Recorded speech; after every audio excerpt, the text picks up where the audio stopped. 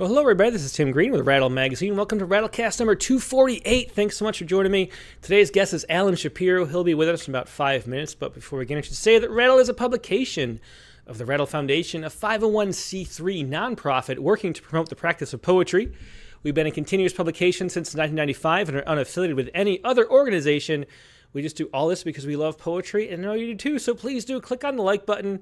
Make sure you're subscribed. Ring the bell. Leave reviews on iTunes and Spotify.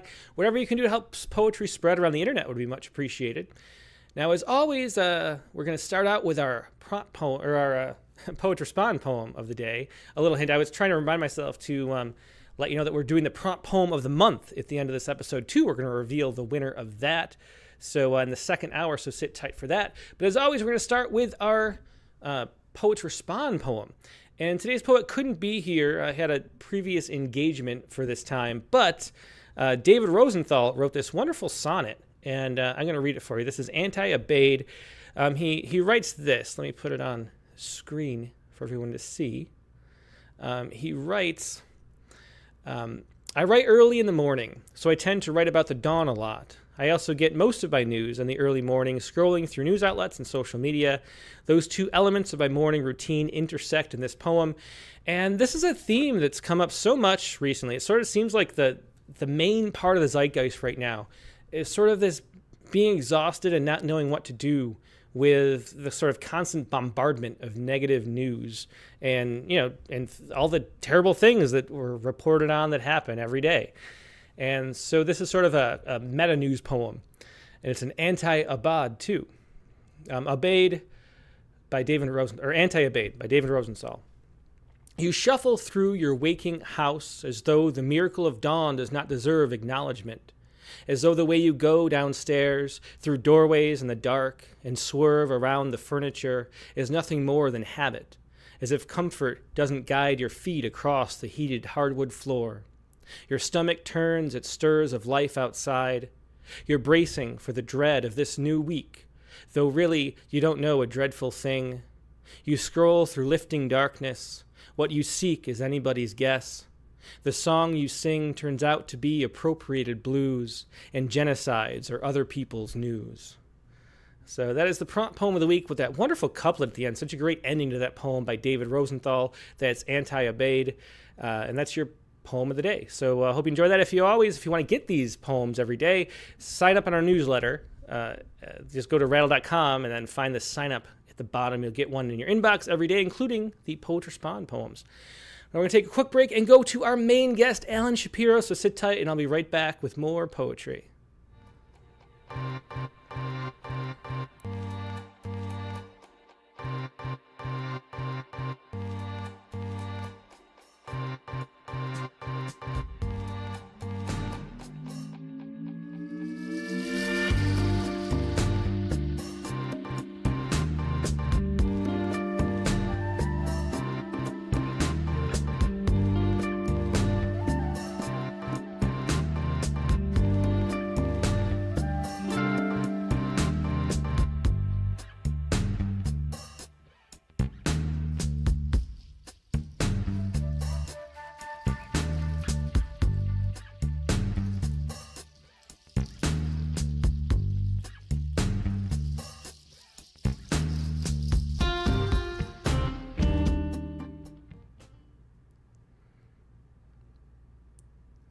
And we're back. Like I said, today's guest is Alan Shapiro. Alan's published many books of poetry and prose, including Reel to Reel, finalist for the Pulitzer Prize, Night of the Republic, finalist for both the National Book Award and the International Griffin Prize, The Dead of Live and Busy, winner of the Kingsley Tufts Award, and Mixed Company, winner of the LA Times Book Prize. His new books of poetry are Proceed to Checkout and By and By. They were published in 2022 and 23 respectively. He now lives in New England, but he's joining us from Cape Cod, and here he is, Alan Shapiro. Hey, Alan, how you doing? Hi, Tim. Nice to see you. Yeah, it's great to see you. I mean, you're one of my favorite poets, one of my all-time favorites. I always love your books. I've always meant to have you on as a guest. Always hoping you're sending us some more poems too, because I just love what you do. The truth is, when I go through and I'm having one of those phases, I don't know if you ever get those phases where you don't like poetry anymore. I don't know if that ever happens to you, but you get sort of tired of it. I always, pull out one of your books, and then the musical energy of those books sort of revives my love for poetry. So it's really an honor to have you on. Well, it's an honor to be on, and thanks. Thanks. It's a long walk between drinks, so being on is a nice drink. Well, that's great. Well, Uh, I'm glad to hear that. Do you want to start out with a poem? sure. The first poem I'm going to read is called Zoom, appropriately enough. The you in the poem is my late sister Beth, who died in Houston, Texas, in a hospice in 1995. That's really all you need to know by way of background. For those who are older, who are out there, will recognize the television show that's alluded to is Hollywood Squares, back in the day. So anyway, here's the poem called Zoom, and written obviously, as many of the some of the poems I'm going to read tonight are during lockdown, during isolation, during COVID. So here's Zoom. In the hospice where you died, a lot of money was spent to make the place conform to someone's algorithm of a home. Shag carpeted lobby, wood paneled elevator, particle board furniture with shrink wrap thin mahogany veneer, faux marble linoleum tiles. There were paintings of chickens in a barnyard on the walls of every room. The homier they made it, the more clinical it felt. You, of course, were out of it by then. The ersatz hominess was for the living, not the almost dead. And in the rare occasions when you woke and tried to talk, I could only hear enough of what you murmured to know how far away you were from anything I knew, alone in a remoteness that today seems almost familiar, though no less remote. Like hospice, you might say, by another name. My face isolated in a square, stacked with the squares of friends and family. Inside the screen-sized square, our separate boxes make together. Boxes talking box to box, as in a bar or restaurant face to face, as in a pre-posthumous world of host and game show faces mummified to pasty smiles of dead celebrities, still quipping, how many balls on a pool table? Well, it depends on how many men are playing pool. I think I hear you in our edgy laughter, as if we'd won a one-way ticket to a last resort, a club meds of an island rendezvous, a hidden, herded horde of eye germs doing anything to keep alive and still be seen and heard. Funny how signing off, no matter who I wave to, it's you I always see wave back at me. The two of us together once again in a lost dimension, as if we're both on ship and shore, stranded, departing, waving till the square goes mute and blackens, and the room with just myself inside it feels so unreal. I'm virtually nowhere where you are. Yeah, beautiful poem. That's Zoom. A great way to start out a Zoom poetry Yeah. reading and podcast. Thanks for sharing that, Alan. And all the stuff, all the elements I love in your work are on display in that poem. To start, I always wonder, I tend to ask this question first because I'm always so curious, but was there a certain poem or book or anything that made you a poet? Was there something that helped you fall in love with poetry? And how old were you and when did that happen? Oh, that's a long story, a kind of shaggy dog story. But I won't go into the details. I did not grow up in a house of readers. My sister was the first person in the family to go to college. My parents didn't. My brother didn't. And I spent most of my childhood and adolescence playing basketball. That was and so. Um, uh, and between, well, I got my nose broken at a dance at the end of my sophomore year, and I was about to move into the starting lineup of the basketball team. I was dancing with the starting fullback for the football team's girlfriend. I didn't know it, and he sucker punched me. I had to wear a cast on my head for the whole summer. I couldn't play basketball, but I stayed in shape. I ran after work. I was working as a stock boy in a novelty shop in downtown Boston, and and so I got in great shape. Ran every night after work. Ran cross country before I was allowed to play. When I was cleared to play, I went diving for a loose ball first day of practice and broke my wrist and was out for the season. And I got so depressed that I started writing poetry, as so many adolescents do when they're depressed. Of course, that's depression and adolescence is sort of synonymous. I listened to a lot of rock and roll, as most kids do and did, and it was Bob Dylan that got me into writing. Subterranean Homesick Blues, like a Rolling Stone, all of those songs. I listened to them, I studied them, and through Dylan, I got interested in Allen Ginsberg, and through Ginsberg, Whitman, the Psalms, and then just, I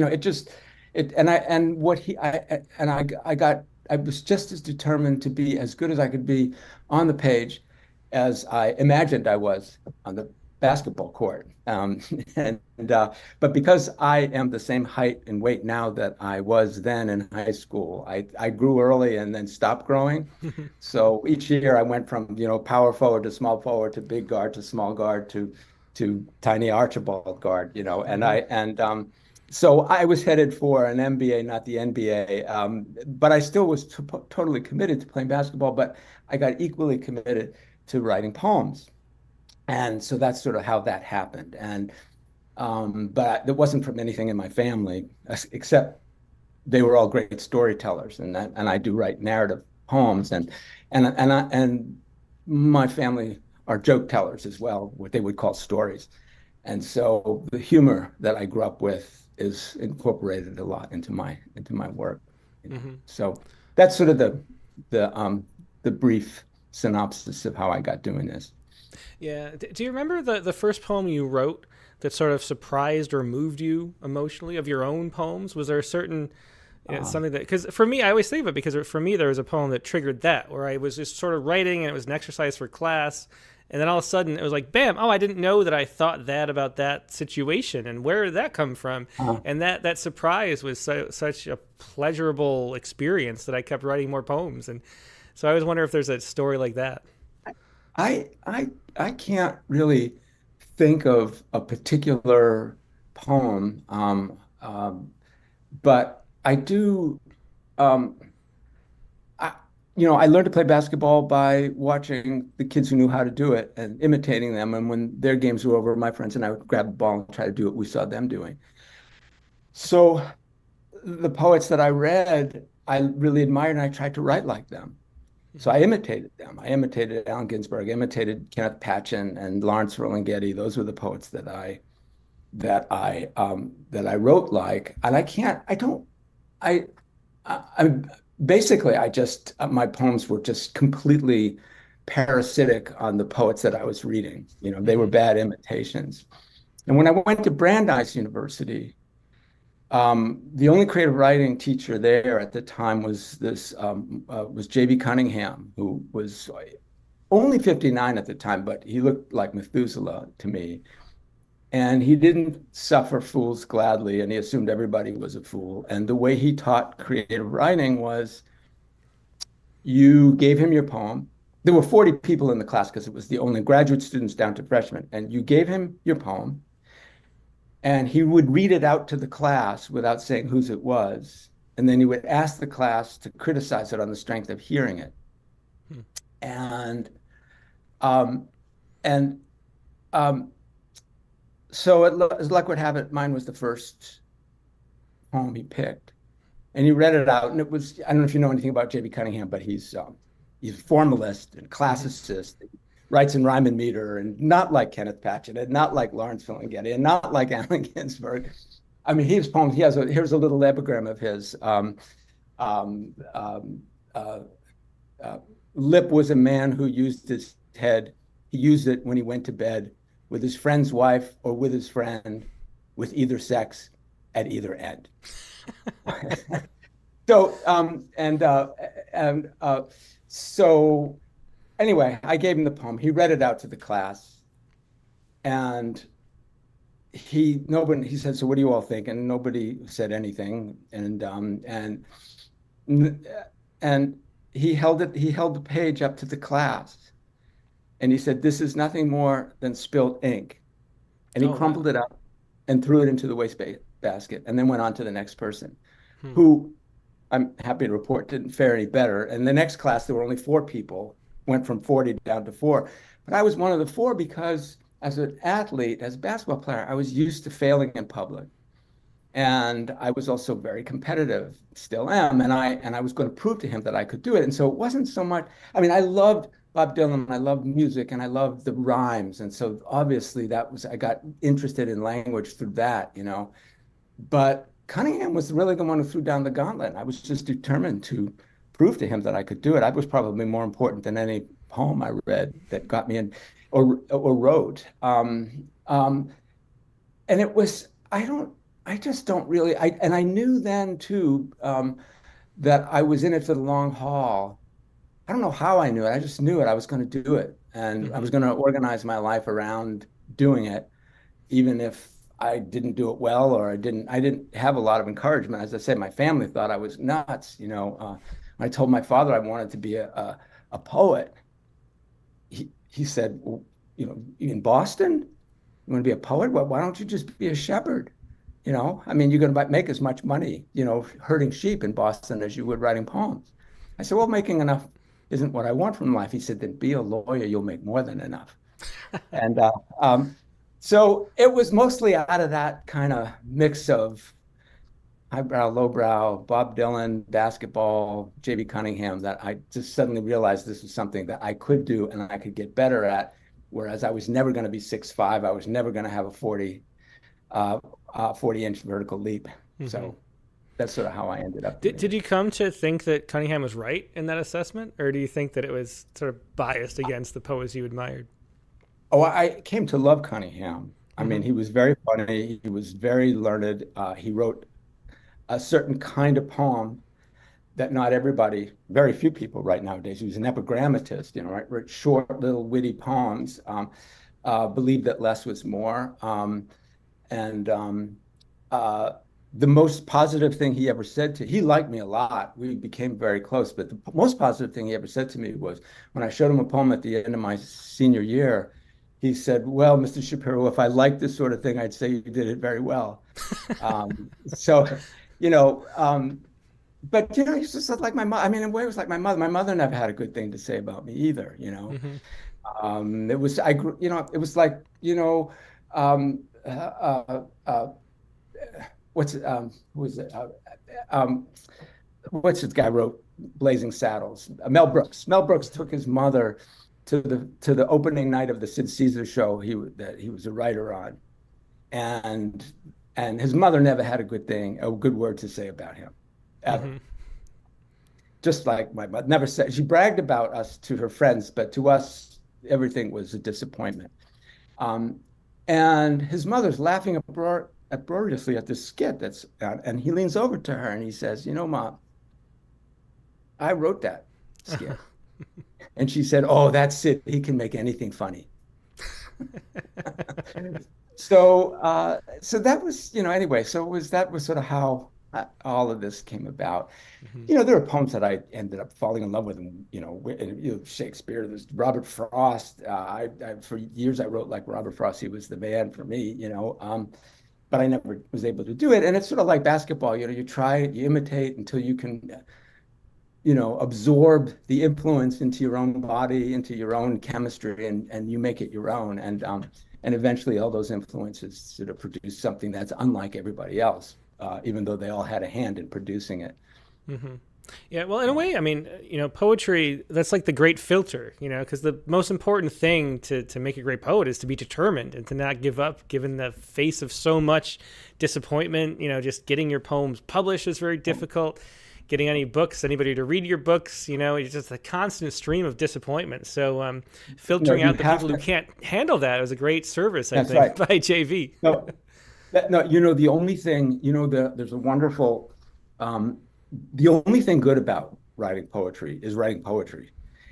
Everything else that surrounds it is horrible and awful and disappointing. And I mean, even as you get, as you improve as a writer, people think, oh, well, you reached a state of mastery. Well, there's no such thing as mastery, because the better you get, the better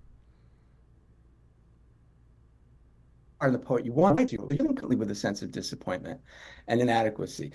But and then there's always the other stuff about awards and recognition and all of that nonsense. Elizabeth Bishop says in an interview with Anne Stevenson, and I've taken to heart, and I've tried to live by it, but it's because it's true.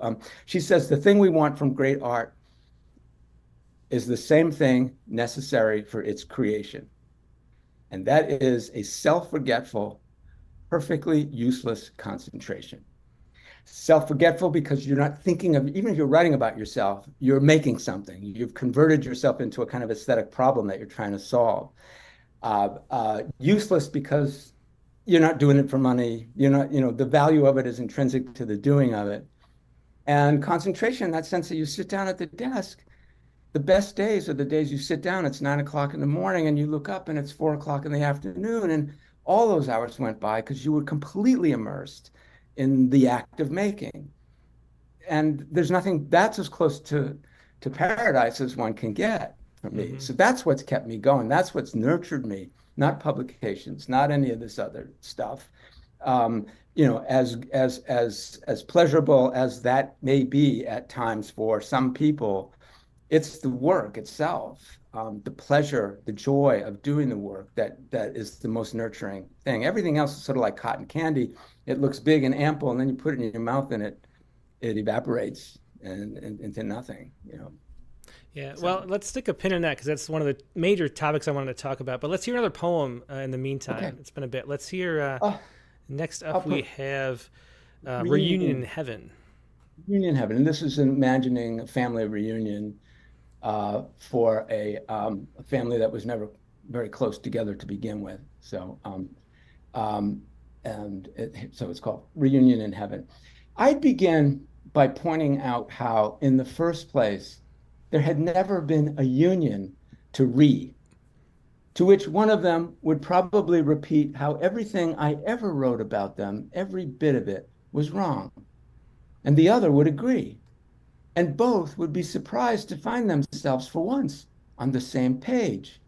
In which case, I might tell them, well then, it was good for something. A quip they'd just talk over. How it wasn't just that my account was wrong. No, what galled them, what even now they can't forgive, isn't just that it was riddled with mistakes, but that the mistakes themselves were riddled with bad faith, whose purpose was to make my bad seem better by exaggerating theirs. To which I'd likely say, but now that our bodies are behind us, let's put our so-called heads together and think this through. Okay, I'd say, I get it. There were too many of us and not enough of you. And when you add to that what it was like to be small and helpless at the mercy of grown-up bodies full of flaws you can't not need for everything, how could the never-balanced book of competing burdens not be cooked? By which time I'm certain the airy configuration of our heads and shoulders would have shrugged or drifted off toward airier dimensions, or simply merged into entire facelessness, as if to say, no matter how you cut it, this is not the time or place. We'd rather not discuss it. You should have thought of that before. Yeah, so that was Reunion in Heaven by Alan Shapiro, and another wonderful poem. I want to talk more about that, that self-forgetful, perfectly useless concentration, because that does seem like the whole point of poetry to me. I mean, getting in that meditative state where you're not yourself, you're something bigger than yourself, and it's so much like, we talked about basketball already, but it's so much like the zone in sports. I always think of, for me, it's absolutely baseball, because it's a different kind of game with, basketball is all about flow and movement and the whole team. Baseball is this like sudden reaction. But when I'm playing baseball, the balls hit like to my left, and I'm moving and I slide like with my feet first. I pick the ball, throw to first base, and I don't even remember what happened. I don't even know what I did.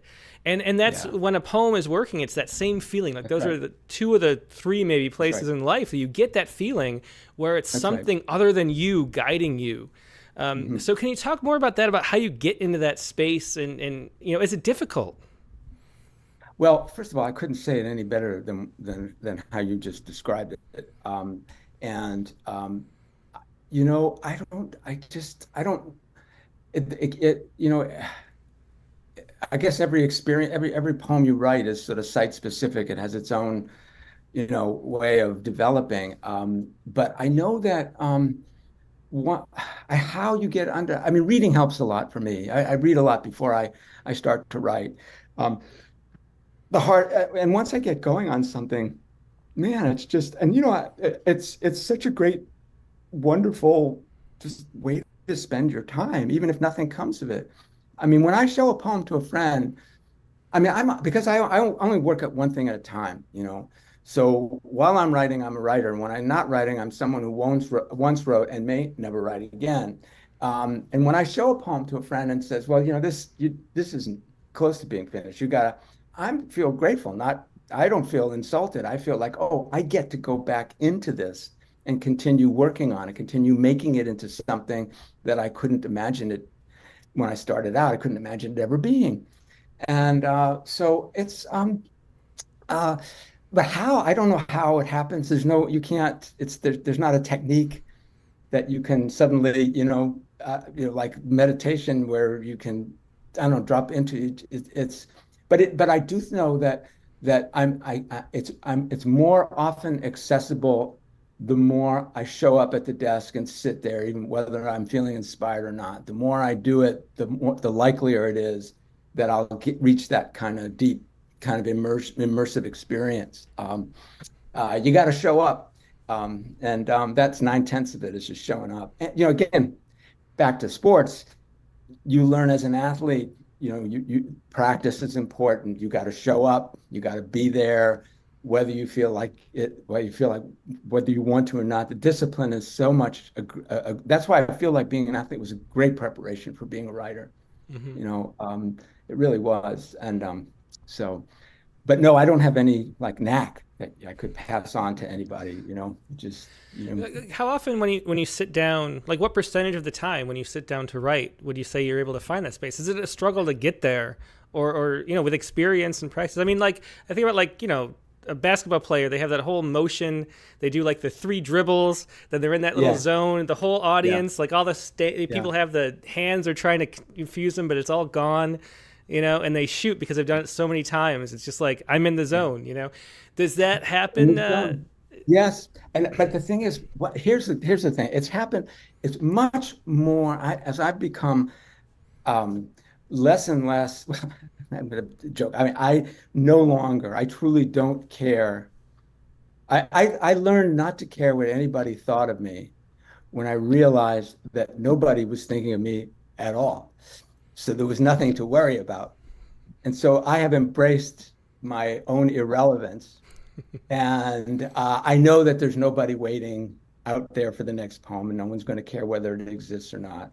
And so it's kind of liberating. I've never felt more irrelevant in terms of my relationship to the literary culture than I do now, and I've never enjoyed writing more than Hmm. I do now. And Yeah. writing has become, it's like, I don't, again, this is apart from quality, that's not for me to judge, but writing has never been more accessible, available. It's all low-hanging fruit now. Hmm. And I can do it anywhere at any time if I want to. Yeah. And because I know I don't have great expectations for, even though it's the most important thing I do, I don't have any expectations for its life out in the world beyond me, beyond my doing of it. That's Hmm. a terrifically liberating way to feel. It's Yeah, that's the hard when thing. you're younger and you're not published and you're sending work out and you're also got get tenure and you're teaching all the time, and and then never mind social media, which is, I think, is an anathema to the creative spirit. And for then to focus and concentration and all of those, the way it shatters, obliterates concentration is, and then you always feel as though someone's listening in if you're too present on social media. Mm-hmm.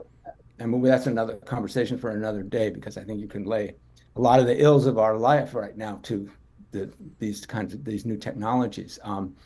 But no, you got to be alone, you got to embrace your solitude and embrace your irrelevance, and then you'll be able to write you'll be able to do it all day long. Mm-hmm. You know, enjoy Yeah, it. yeah. Well, I always say that the best book on writing is Zen and the Art of Archery, because there's I don't know if you've read that, but there's so many great I have not. passages from that it's just teaching archery itself. But the problem with not hitting the target is that you're aiming for the target, that you have too much willful will, That's that right. you want to hit something That's right. rather than just That's right. letting what you Yeah, do not think you do yourself happen. And so absolutely. that's always the point. So it's really interesting to hear you say that it's getting easier over time. John Arthur in the comments wanted to ask if getting into that meditative state carries over into the rest of your life. It feels like it does, but how, and what's the impact of it? So when you're not in that, sitting down in front of the paper, how does that affect you elsewhere? That's a great question, and it is a complicated thing. I don't know, again, it's my own opinion about why a lot of poets are vulnerable to drug addiction or disordered lives. At least the whole myth of the poet Modi, the bad boy poet. But Lord knows that there's plenty of poets who have been substance abusers and lived chaotic lives. I don't think it's because the creativity needs it. Mm-hmm. I think it's because the pleasure of doing the work is so great that when you're not doing it, you're looking for substitutes, Hmm. and you're looking for something that can stand in for that. And I'm lucky because I did have at writing, which I always loved doing, and I also I love teaching. I'm retired, and I still do teaching part time here and there but I love being in the classroom, and I'm an athlete. I'm still an athlete, it's all. So I do think that the writing has fed the teaching, has fed the working out, because I have that same experience of losing track of time, and I do think as I've gotten older, I don't know if it's because of the work I've done, but I have become a more patient person than I was when I was younger. Mm-hmm. But I don't know that that's because of the practice of writing, but maybe it just could be just loss of testosterone, for all I know. I don't know, but but I but I do know that the most pleasurable times I've ever had on the planet have been in the study, Mm-hmm. for good or ill. And when you're doing it, there's nothing better. And when you're not doing it, you're thinking about doing it. And that can complicate your personal life in a lot of ways, because it Yeah. makes you distracted and makes you not present to the people you need to be present to. So, Yeah, well, it sure makes for great poems too. Let's hear well, another one, and this is a longer one next up. Aloft, which okay, yeah, from aloft. By and Okay. By, I think it was Yeah. And one of the long. There, yeah, more long poems in this book. Aloft was written. I was living in North Carolina in Durham in an apartment, in a loft apartment with my dog Sammy. I was completely I COVID. I had a great pandemic. I did so much writing during Hmm. that time. Well, It was poets always I was say that. I think maybe the the pandemic is I like our mean, ideal who life. knew? I didn't know I was so good at social distancing. I had such a flair for it. And I'm now sort of thinking of my pre-COVID life as a period of foreplague, because it all led up to this great year that I had. So it was not a trial for me. Even though I truly saw hardly anybody but my dog. And this poem comes out of that. This was also when, there was what was George Floyd was killed around this time. What else was going on? And there was a lot of there was a lot of chaos and a lot of demonstrating. There was a defunding the police movement was then, and there were parades and marches, through the neighborhood. Uh, and yeah, there I was, completely isolated in my apartment. So that's where this came from. So I'll read a couple of sections. I'll read a few sections. I won't read the whole thing, but I'll just read some sections from it. So, aloft. My two tall windows let in so much light I can see kiln fires in the facing floor to ceiling red brick wall that moodily all day smolders and flares up and dies, but never quite, so that it's never altogether dark in here until it's black out there. A cooling one could mistake for calm expands around me as the day dims. I don't miss anyone, I say to no one, when my damaged left hand starts to ache and on its own is slowly opening and closing, as though around a hand it's trying to remember till the ache passes and it then forgets. And I'm calm again, or cool. Just as earlier this afternoon, I didn't notice the continuous low rumbling of a generator somewhere below me on a rooftop till it switched off, and the inrush of quiet brought it to my ear, the way an even keener quiet rushed in when the cries I also hadn't heard were all I could hear once the crying stopped. Each window is a Facebook page, the world is doom scrolling down past sirens mixed with howls and catcalls and the shrill beeping of an Amazon van backing up inside a larger hum of traffic where a hey, hey, ho, ho is chanted too far off for me to catch who it is that has to go. By the time I passed them, beside the flashing ambulance, the paramedic had gotten her carefully up from the sidewalk and to a bench, and now was bent over her, holding her gently upright, speaking in low tones that the space between us blurred to parental baby talk, as if I'd stumbled upon a living creche or pietà. And yes, I know it was probably just training, what he did for pay, but even so, it felt just then like there really were no edges to the world, no line that marked the end of this, the start of that, all of us together, dodging and weaving in the chaos of a cosmic there but for the grace. At least until I reached my building and realized my palms were burning from the two big sacks I carried, one full of the colorful produce of the season, the other almost bursting with the chicken I was coming home to roast. I'll skip a section. I'll skip 3 sections. I'm going to go down to once upon a time in the dark wood of my second marriage. I lived in Chapel Hill, but worked in Chicago, where I would stay with my late friend Tim, an unmarried, chain-smoking, recovering alcoholic, whose favorite thing to do was go to bars with me, so I could watch him try to pick up women, and he could watch me drink. We were, Tim would say, a match made in a heaven of compatible deprivations. I remember how he used to douse his feet with baby powder so they wouldn't stink, though they always did, and how he'd leave all through the flat a trail of spectral footprints, which now I track in every dream of him, here in Durham, North Carolina, in this apartment, back and forth across each room he seems, when I enter, to have just this second left. The fake fire in the real fireplace is made of red and yellow strips of cellophane lit up from beneath fake logs and blown by a fan to a chilly flicker I nonetheless move closer to every day at drink time, where sip by sip they come to keep me company in silence, all the old friends who are friends no longer, each fallen away or fallen out with pal of mine, best bud, wingman, and sidekick, my one-time boon companion, without whom life was unthinkable for a while, intimate as romance and as frail. They come now not to speak, not to look at me, and the not looking, not speaking is a dense unerring of their plaints and charges, like mute furies at a deaf and dumb assizes, whose judgment has no appeal before these puny flaps and freaks of cellophane inside a heatless hearth. And let's see. Um, I'll just skip to, okay, all night long, there's a party in the next apartment. Everyone's carousing, singing, but the individual voices, by the time they get to me through the walls, are blunted to a group voice that is pure John Cage, clogged atonally with hooch and cake. A corporate belting out of joy so sloppily sincere, it might be touching if it weren't so late. Oh, come off it.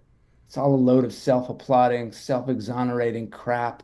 This group allergic, comic, melancholic, clinging to particulars in whose presence you're mostly thinking of the icy silence of the tomb. Anyway, tonight there is no silence, and the joy is general, and it isn't yours. And then the last section, which is short, the icy silence of the tomb comes from a short poem by John Keats, this living hand, which this also plays with some phrases from. It's a letter to the next occupant. To the next occupant, you'll never hear of me, and you won't read this, and you'll never know the painted over, buffed, and freshly polished void of me is how this now no longer living hand, not warm, incapable of any grasping, will be reaching for you from the icy echoes of the room. Wide open, empty, everywhere I'm not. Look, even now it holds you, what you'll never feel, feeling you all over. Yeah, that was Aloft from By and By. Yeah. A great poem, and it's really great to see that movement through so many, such a long poem and so many, tackling the subject matter from different angles. That's right. And it feels relevant to the things we were talking about before about social media and things like that. You mentioned that you feel like you've never been more irrelevant as a poet, and I wonder why that is. I mean, I have my own thoughts about that, but why do you think? I think of you as one of the most poetic poets, I guess you could say, of pure poetry. Why do you think that's irrelevant right now? Well, things change so quickly in our culture, and our culture has moved in a certain direction toward identity politics, a course correction, which is probably long overdue, and our literary world is much more diverse now than it used to be, and all of that is to the good. But for somebody my age, for whom identity, my identity is just sort of like an accident of birth. It's not something that I affirm or that I have anything. I don't feel bad about it, but I don't feel good about it either. It's neither there to be affirmed or denied. It's just a fact of my life. And let's face it, it's the world isn't as interested in hearing from white, heterosexual, male poets. And nowadays, even more so if the poet happens to be Jewish. In fact, I was thinking of writing a one-man show about what it's like to be a white male, an aging white male heterosexual Jewish poet, and one-man show. I'm going to call it the Angina Monologues, and that's fine. That's just the way that life is. There's always things that are always changing, and they're changing faster now than ever, and I care about off the page. I care as much as anybody about social justice. On the page, I care about writing a good poem. Mm-hmm. And I don't think art I don't think it makes for either good art or good politics when you think of poetry as somehow a battling, carrying on the battle for social justice. It doesn't mean it doesn't participate, but it has roots that are deeper. If it's going to be, it has to transcend the merely political. We live in such a politicized time, and I don't think everything's political. I think public policy is political, but I don't think private life is political. I don't think poetry is political. It can be put toward a political end, but in and of itself, it doesn't need to be political. Look what politicizing everything has gotten us. Mm-hmm. Look where it's gotten us. No one can talk to each other anymore. I think that's the heart of it. Beyond identity politics itself is the politicization of everything. I think, and to me, the political is anathema to poetry, because political is about messaging towards some predetermined, preconceived ideology, whereas poetry is a seeking of some kind of truth that you haven't known yet. It's a bringing that chaos into order. Whereas, that's right. There's another way to put this. I mean, that's exactly right. The way I think of it is that that poetry deals in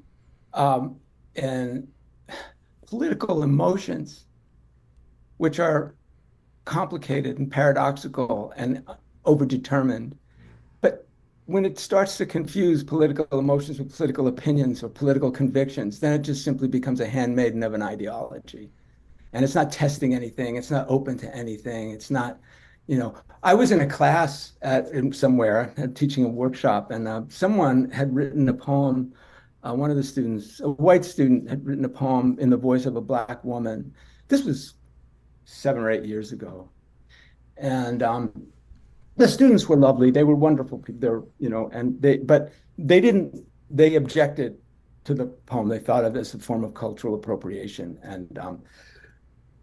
So I mentioned, we should, in our imaginative lives, we should feel free to say anything and assume any voice, and write about anything, with the understanding that most poems are going to be bad, and if I were to adopt the voice of a African American woman, in the way that, say, Gwendolyn Brooks did in the Brownsville, that poem that she wrote in the voice of the wife of the man who killed Emmett Till.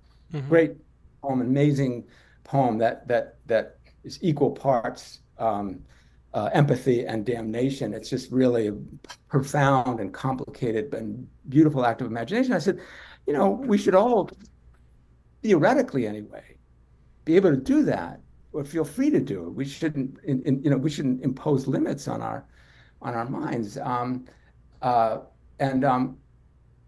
so one of the students said, well, a Vietnamese student said, well, I could do that.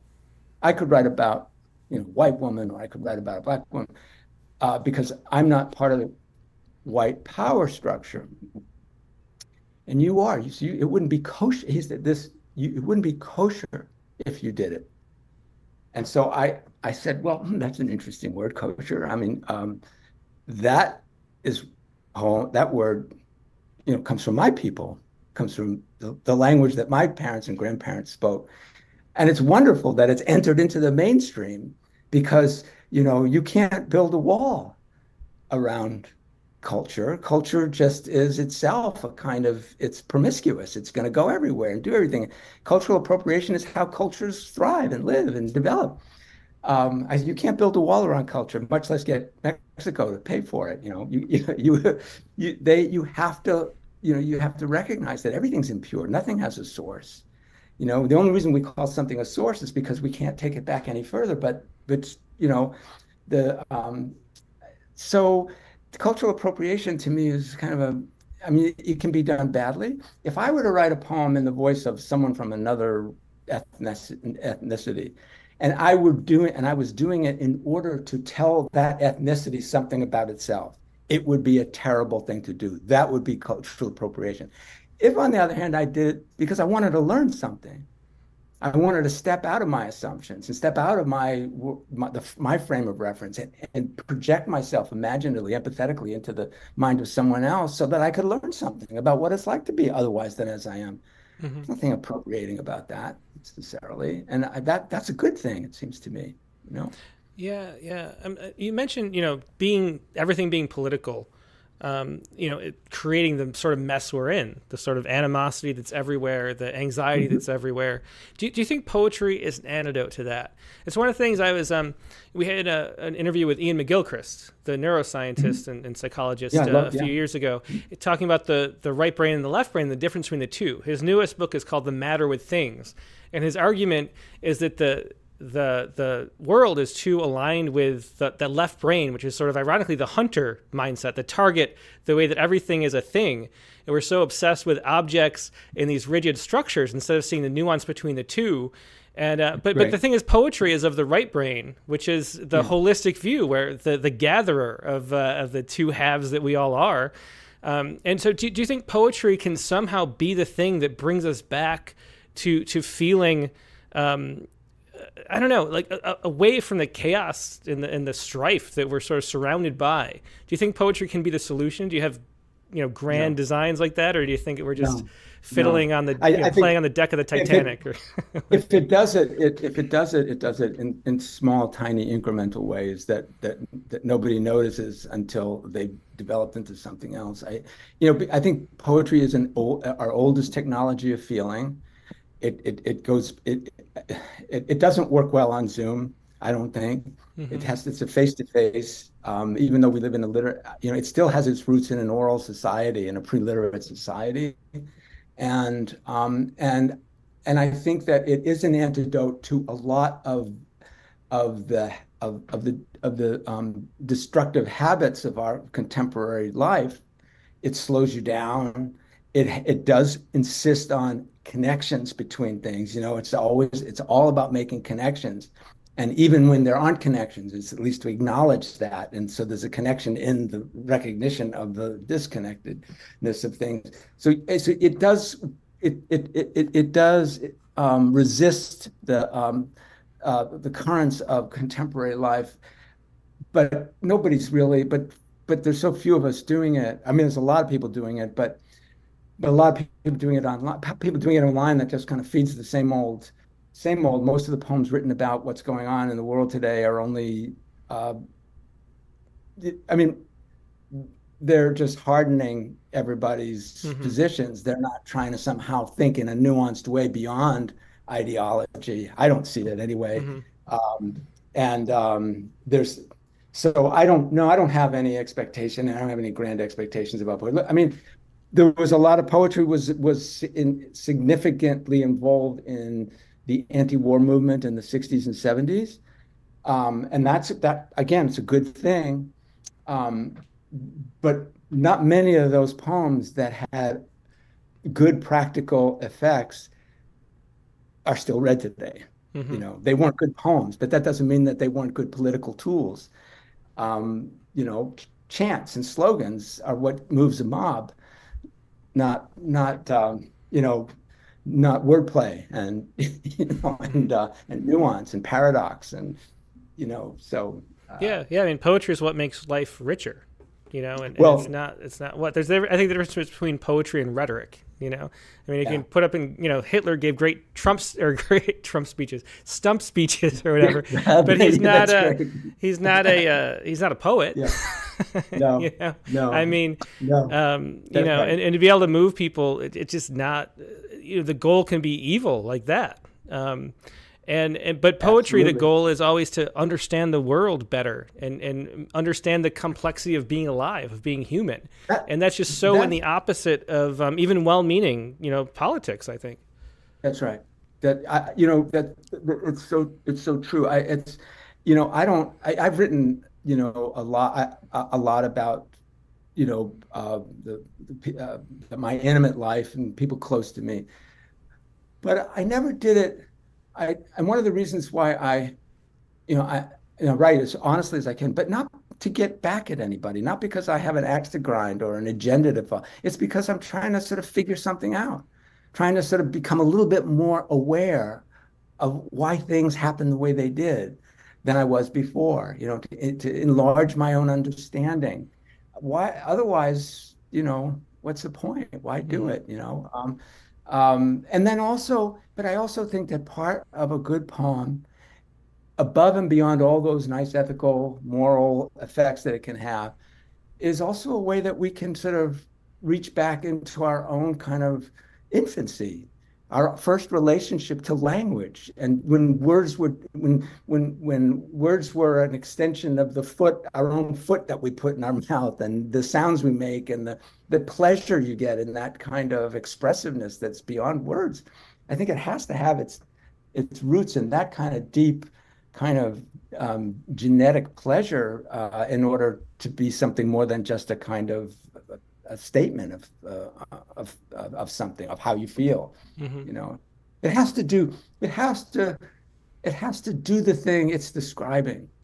It can only do it on the level of sound and syllable and rhyme and line and, and sentence structure. Hmm. One of the things that you don't hear, in the 60s and 70s, people talked about poetry in terms of imagery and metaphor, and everything was free verse. And nobody talked much about syntax and the expressiveness of the shape of sentences and how the form of a sentence is itself a kind of an expressive resource that people don't make use of. And that's something that gives me great pleasure. Sometimes I think that when I'm writing not for anybody else, not even for myself, but I'm writing for the sentence. I'm writing to see what I can do with the English sentence, how many Hmm. different ways I can kind of twist it and bend it in the direction of some kind of feeling or insight. Yeah. Well, I Um, want to talk more about that. Let's hear another poem first. I don't know if you want to read the whole thing or excerpts from Phantom Limb. Phantom Limb, I'll just read a couple of excerpts from Phantom Limb. This is a poem about that just riffs on, like it's the Aloft is the first poem in the book, and by the Phantom Limb is the last poem, and some of the same people show up in both, and it's just riffing on this notion of it's like the brain is a kind of mind is a phantom limb way, and so I'll read a couple of sections from this, and so Phantom Limb 1. After he lost an arm in the Battle of Tenerife, Lord Nelson used to claim he'd thereby proven the afterlife exists. If my arm can have a ghost, he liked to say, so can the rest of me. Which makes me wonder, would he have even known the limb was missing if he'd been blinded too? Two, what thinks this is a kind of phantom limb. It feels but can't be felt. It can't be seen or touched, weighs nothing, and it's somehow bound to, while it isn't anywhere exactly in, this chemical electro froth of focus on absences that make it what it is. Let's see. Let's get this. After the brain surgery, number 4, after the brain surgery, the left side of my brother's field of vision, which is to say, the left side of the world, had disappeared so thoroughly. It wasn't like the left side had just gone black, or like he saw just black when he would look left, but that there was no concept of a left in his brain.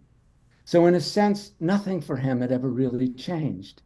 He couldn't miss what he didn't know was missing, even though if you were standing off to his left and spoke to him, he'd have to turn right and keep turning in a slow, spasmodic, stumbling pirouette till you appeared. Let's see. Um, yeah, okay, now here's Tim again, my friend Tim. 7. There was this blessed side effect of the oxygen starvation Tim's brain experienced on his last day, which somehow filled him with this euphoric sense of being fast at work composing what he called an ode. He thought it best not to recite to us until he'd gotten it right. So there he lay, eyes shut, face smiling beatifically, as if the luscious cluster of the vine upon his mouth did crush the wine, the while he waved the baton of a finger to the music he now only had to listen to make, before the terminal restlessness and sweat and chills came on so fast that only the slightest trace of terror pried his blank eyes open as if to ask us what we thought. And another one about my sister, who we started with. On the last day, having been asleep for days, it wasn't that Beth woke and started singing Shema Yisrael Adonai Eloheinu Adonai Echad, but that she started singing in her sleep, eyes shut, voice phlegmy, almost underwater, the song unconscious as a heartbeat or digestion or the cold sweat she started sweating when the breathing and the singing stopped. And I'll just read the last section too. Now, which is short. Um, the way the old inch out into the water, bent over, flicking such little handfuls of chill against the jiggling rolls and swags of arm and belly fat, you'd almost think they're trying not to make the cold less cold, but to make the shock of it last longer. Just so I'm wading out into an alien element on the impossible to pinpoint shifting margin of it as it ebbs and flows, where every day another wave whelms up and crashes over, leaving in its wake a shocked awareness of a deepening cold only the dead are used to. Not getting used to it is how I know I'm here. And that was Phantom Limb from By and By, which you can find from Way Wiser Press. Ellen, I want to talk more about your writing process itself, because one of the things I love, and you mentioned sort of loving to twist and tie sentences into knots. And that's the thing. I use your poems as examples when I'm talking about syntax and how important it is to vary the shape and the structure of the sentences we write. And because I think no poet does that better. You know, you have long poems that are just one sentence sort of woven and interwoven around itself. And you have, and then you change it up with a short little blunt sentence, and you have this whole way of having so much variety within that syntax. So how does that come about within your writing process? Are you the kind of poet who, I think it feels to me like there's two kinds of poets. There's a sort of a maximalist that sort of throws it all on the page and then drafts it down into a smaller, finer diamond. And then there's the kind of poet who moves forward in sort of one stream and weaves it very slowly. Is that so? How do you go about writing a poem like that? Because yours are so intricate. Um, I, I well, uh, again, I don't have a method. I don't, it's just, I love the sound of sentences. I love English sentences.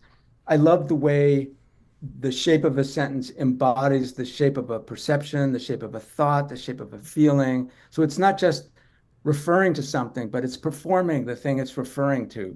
You know, um, uh, again, the best way I can illustrate it is that you think about the Ten Commandments are, the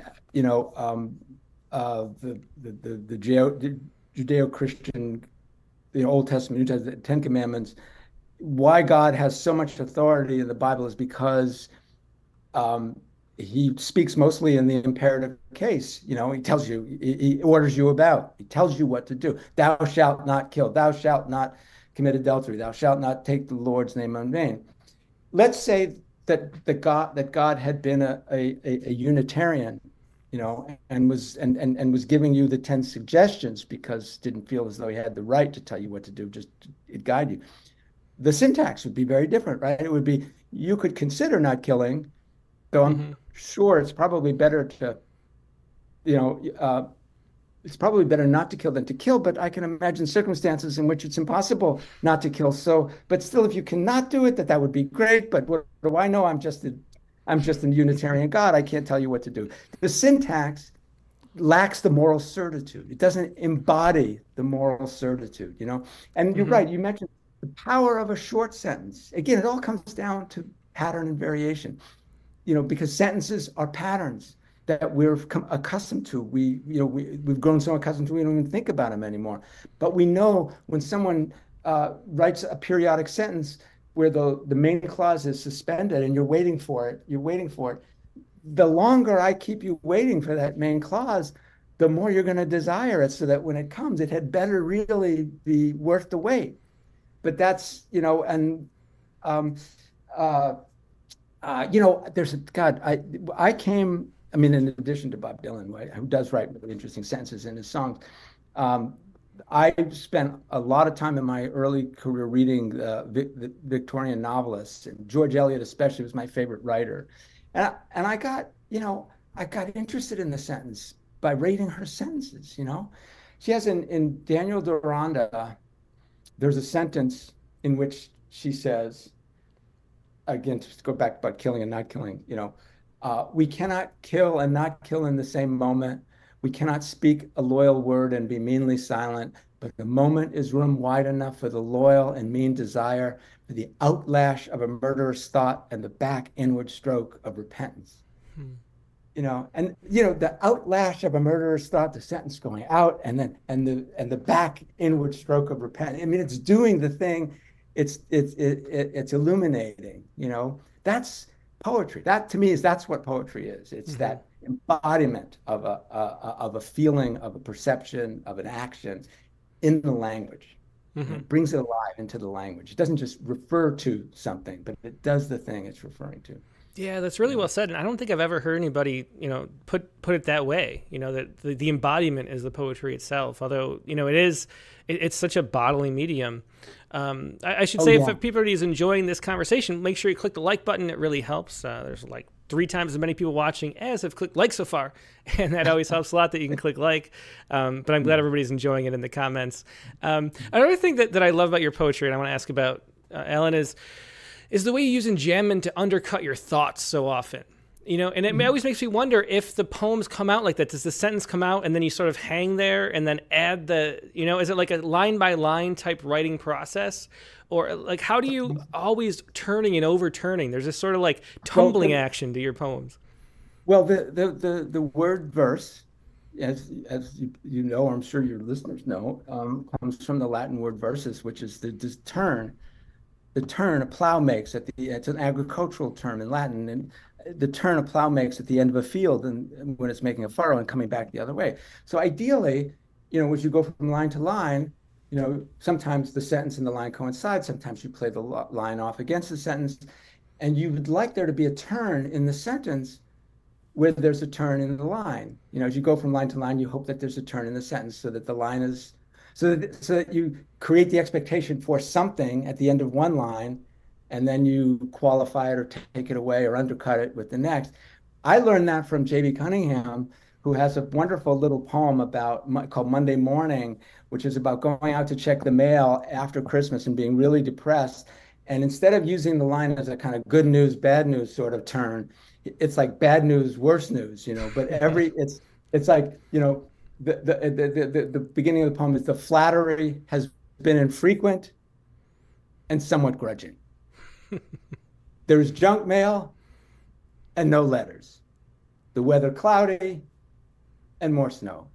It's just the whole poem. Or Robert Pinsky has a poem called Prostate Operation, in which it's about a guy who's trying to somehow rationalize away his regret for not having had more sexual experiences when he's younger. And he's just had a prostate operation and he's now impotent. And so he goes, you'll hear the sort of the good news, the attempt to sort of pat himself on the back, that and then the bleak clarity with which he just deflates it. In all those years at work, I must have seen 1,000 secretaries, mostly young, and I'm the kind of man who's popular around an office. So that's a different thing, of course, from getting them to bed. It just the whole poem just keeps going like that, offering something and then taking it away. So that's but not all. It doesn't always happen that way, but that's that's something that I learned from the people that I studied when I was younger. So yeah. There were more long poems, I think, in By and By than you usually have. And Mark Grenier asks, this is a wonderful long poem talking about, I think he was talking about Phantom Limb. But he says, we seldom see such poems these days. Why not? And I'm wondering, too, if your sense, you're talking about how you feel more free through irrelevance to write whatever you want. Is it like you're free to write longer poems, too? Is that part of it? Yeah. And you think that's why? Yeah. Why don't we write longer poems, though? Well, my longer poems are made up out of shorter poems. They're all a lot of them are in different sections. And I don't know. I just like the freedom of to as you put it so aptly earlier, to approach a subject from a lot of different angles. And the advantage of breaking a poem up into smaller sections, making a long poem out of small poems, is that if you take, I think like another good example would be like in 2004 when the Red Sox came back from being down 3-0 to the Yankees in the American League Championship. You remember Tito Francona was asked at the end when they came back, won 4 straight games, how in the world did you get your players to believe that they could win 4 straight games. And he said, well, we didn't try to win 4 straight games. We didn't even try to win a single game. We tried to win inning by inning, batter by batter, pitch by pitch. We broke the game down into manageable segments and just focused on that. And then the rest of it took care of itself. And then when I'm writing these poems, I'm just thinking, okay, I'm gonna focus on these small little things. And then after the fact, not even worry about how they go together. And then once I write a lot of them out, I'm gonna just sort of arrange them and see how I can make them talk to each other, you know? Mm-hmm. So they're really, they're long poems, but they're made out of shorter ones, you know? Mm-hmm. Yeah, and that's like the magic of incremental progress, like compound interest or something, you know? That's right. If you write one poem a week, you have a book by the end of the year, but people think, oh, I don't have a book in me. But, it's not, it's the way it works. Well, that's it's the a great thing is segue. that Yeah. Mm-hmm. That's right. If you sat down to write a book, you'd just be overwhelmed by the enormity of the task. That's exactly right. Yeah, it was a great segue, too, talking about the World Series and winning 4 in a row there, because the last poem I wanted to read is A Great Closer, which is, I think, that was one of my favorite poets. As a baseball fan, which I always mentioned, I love the way you turn this baseball image, which we all, if we watch baseball, have seen, that shrug of the closer after the strikeout. And if you don't watch baseball, you don't know what we're talking about. But to turn that into a metaphor like you do, what I wanted to ask before you read the poem is, do you remember the writing of this poem? Do you remember if you knew you were going in that direction, or did you just start with the image and that's where your subconscious led you? No, I was watching. I think it was a playoff game. I can't. Several years ago. I can't remember who was in the playoffs, and the closer was sort of looked like. It looked like an amalgamation of every bully I've ever seen in my life. He was, and he had a really an unhittable fastball. And he never even, as soon as he threw the pitch, he turned away from the batter and just kind of shrugged and didn't, and it was so dismissive. It immediately reminded me of an ex-girlfriend. When I discovered things weren't going as well as I thought they were. And I mean, that was just that. And, the other thing about that is that for me, most every story or poem, but every occasion, every narrative is really 2 narratives. And the trick for me in writing is finding the narrative within the narrative, the story within the story. Just as a description of the closer, that's neither here nor there. It's the other thing that it calls up and you put side by side that makes it interesting. Mm-hmm. So every story is really 2 stories, if you can, or more, in fact. But anyway, that's sort of how that happened. It was almost instantaneous. As soon as I saw him, I mean, he may even have looked like the girlfriend too. Yeah, who was a bit of a bully as well. So yeah, Andrew. Well, let's hear this poem, The Great Closer. All right, The Great Closer. How the great closer, when the batter lunged and swung through the curve for strike 3, turned his back to the plate as if there were no batter, and his one concession to the moment that there even was a moment was to hitch one shoulder as if to shrug off a slight annoyance, while his face, unbothered by expression, measured its mastery by what it wouldn't feel or show, was like and not like us, our faces, lips, how, when I tried to kiss yours, they shut tight against what up to then it seemed they'd open to so eagerly I never thought they ever wouldn't, or imagine you might ever turn away, not just as if I wasn't there, but never had been. And weren't we, maybe, like the batter too, and not? The way he flipped the bat and caught it, and as he strolled back to the dugout, holding the bat up, seemed to study it with such rabbinical amazement, you could almost think he'd failed on purpose, so he could finally see within the bat whatever lack the bat, not knowing it was lacking, had hidden in the grain to show him now. Yeah, that was The Great Closer, and I just love that poem. That it like cracks me up just how accurately that scene is described. If you watch baseball, and then to have it mean that every time I see it happen, I'll think about that metaphor too. Thanks, Alan, for being a guest today. Really so fun talking to you and sharing your great poems with everybody. Well, thank you, Tim, for having me on, and I really appreciate it. It was an honor. Thank you. Great, thanks so much. Okay, see you all. Bye. Yep, that was Alan Shapiro.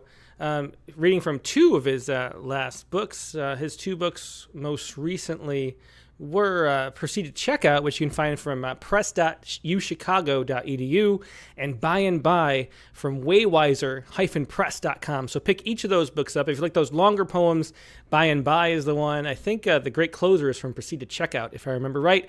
But just wonderful books. And of course, I've said before, maybe Song and Dance is, I think, one of my favorite books of poetry about the death of his brother, who was a sort of comedian and actor, theatrical type person, and just a beautiful long elegy to him.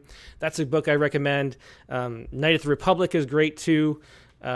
Old War. I just love Alan Shapiro's work. So do check out his books if you're unfamiliar, and this was an introduction. Great poet to see.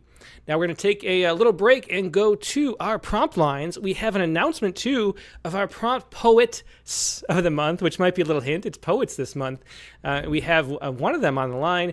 We'll be talking to her, and we'll be right back with more poetry. So sit tight. And, I should say, I forgot about this aspect of it.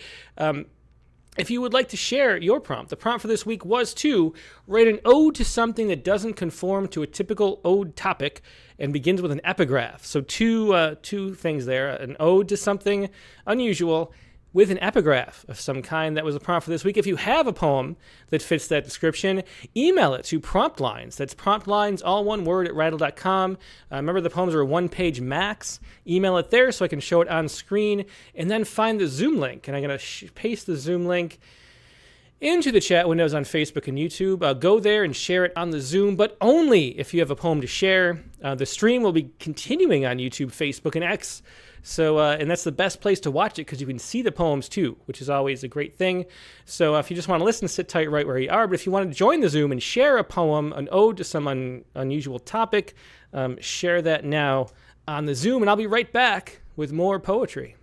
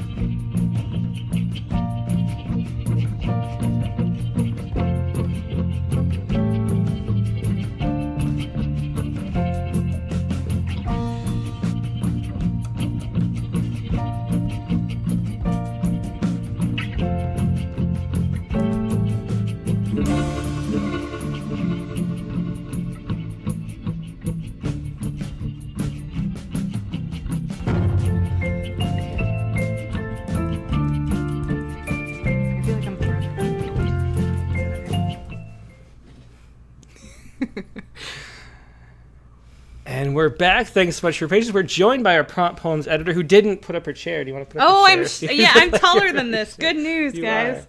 are. Okay. I'm still too low, okay. sorry. That's okay. Well, Katie Dozier, our prompt poem editor, is here, and we have a choice of our prompt poem of the month. So the poem you picked was Picnic. It was part of the collaboration prompt.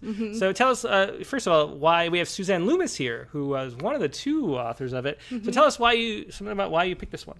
First of all, I have to say I was excited that the winning poem was a collaboration because that was my favorite prompt, to be honest, last month. There were a lot of fun ones, but this was particularly great. It was funny because to me, when it comes to guzzles, I've always kind of like, when it's a great one, I had this image in my mind of it feeling like a picnic. And so when I read this, I was like, oh my gosh, this poem, it's like it captures everything that I love about guzzles. And so I'm really excited that it won. Yeah, well, me too. It's always fun. And that was one. I love the fact that people had to reach out and find somebody to do a collaboration with, which one of the secret things I love about Rattle is when we, make connections between people. Like when we did the literary festival, that was my favorite part of the festival, is that people found somebody, found friends in their region to work with. So that was, and we should mention too that you can still submit poems that you collaborated on without it being like a special section, right? That's true. Yeah. I mean, we're always welcome. Yeah. And there were so many great ones, like the collaborations, and it was fascinating to hear everyone's voice together. And it was greater than the sum of the parts, I think. I mean, so many good ones. So yeah.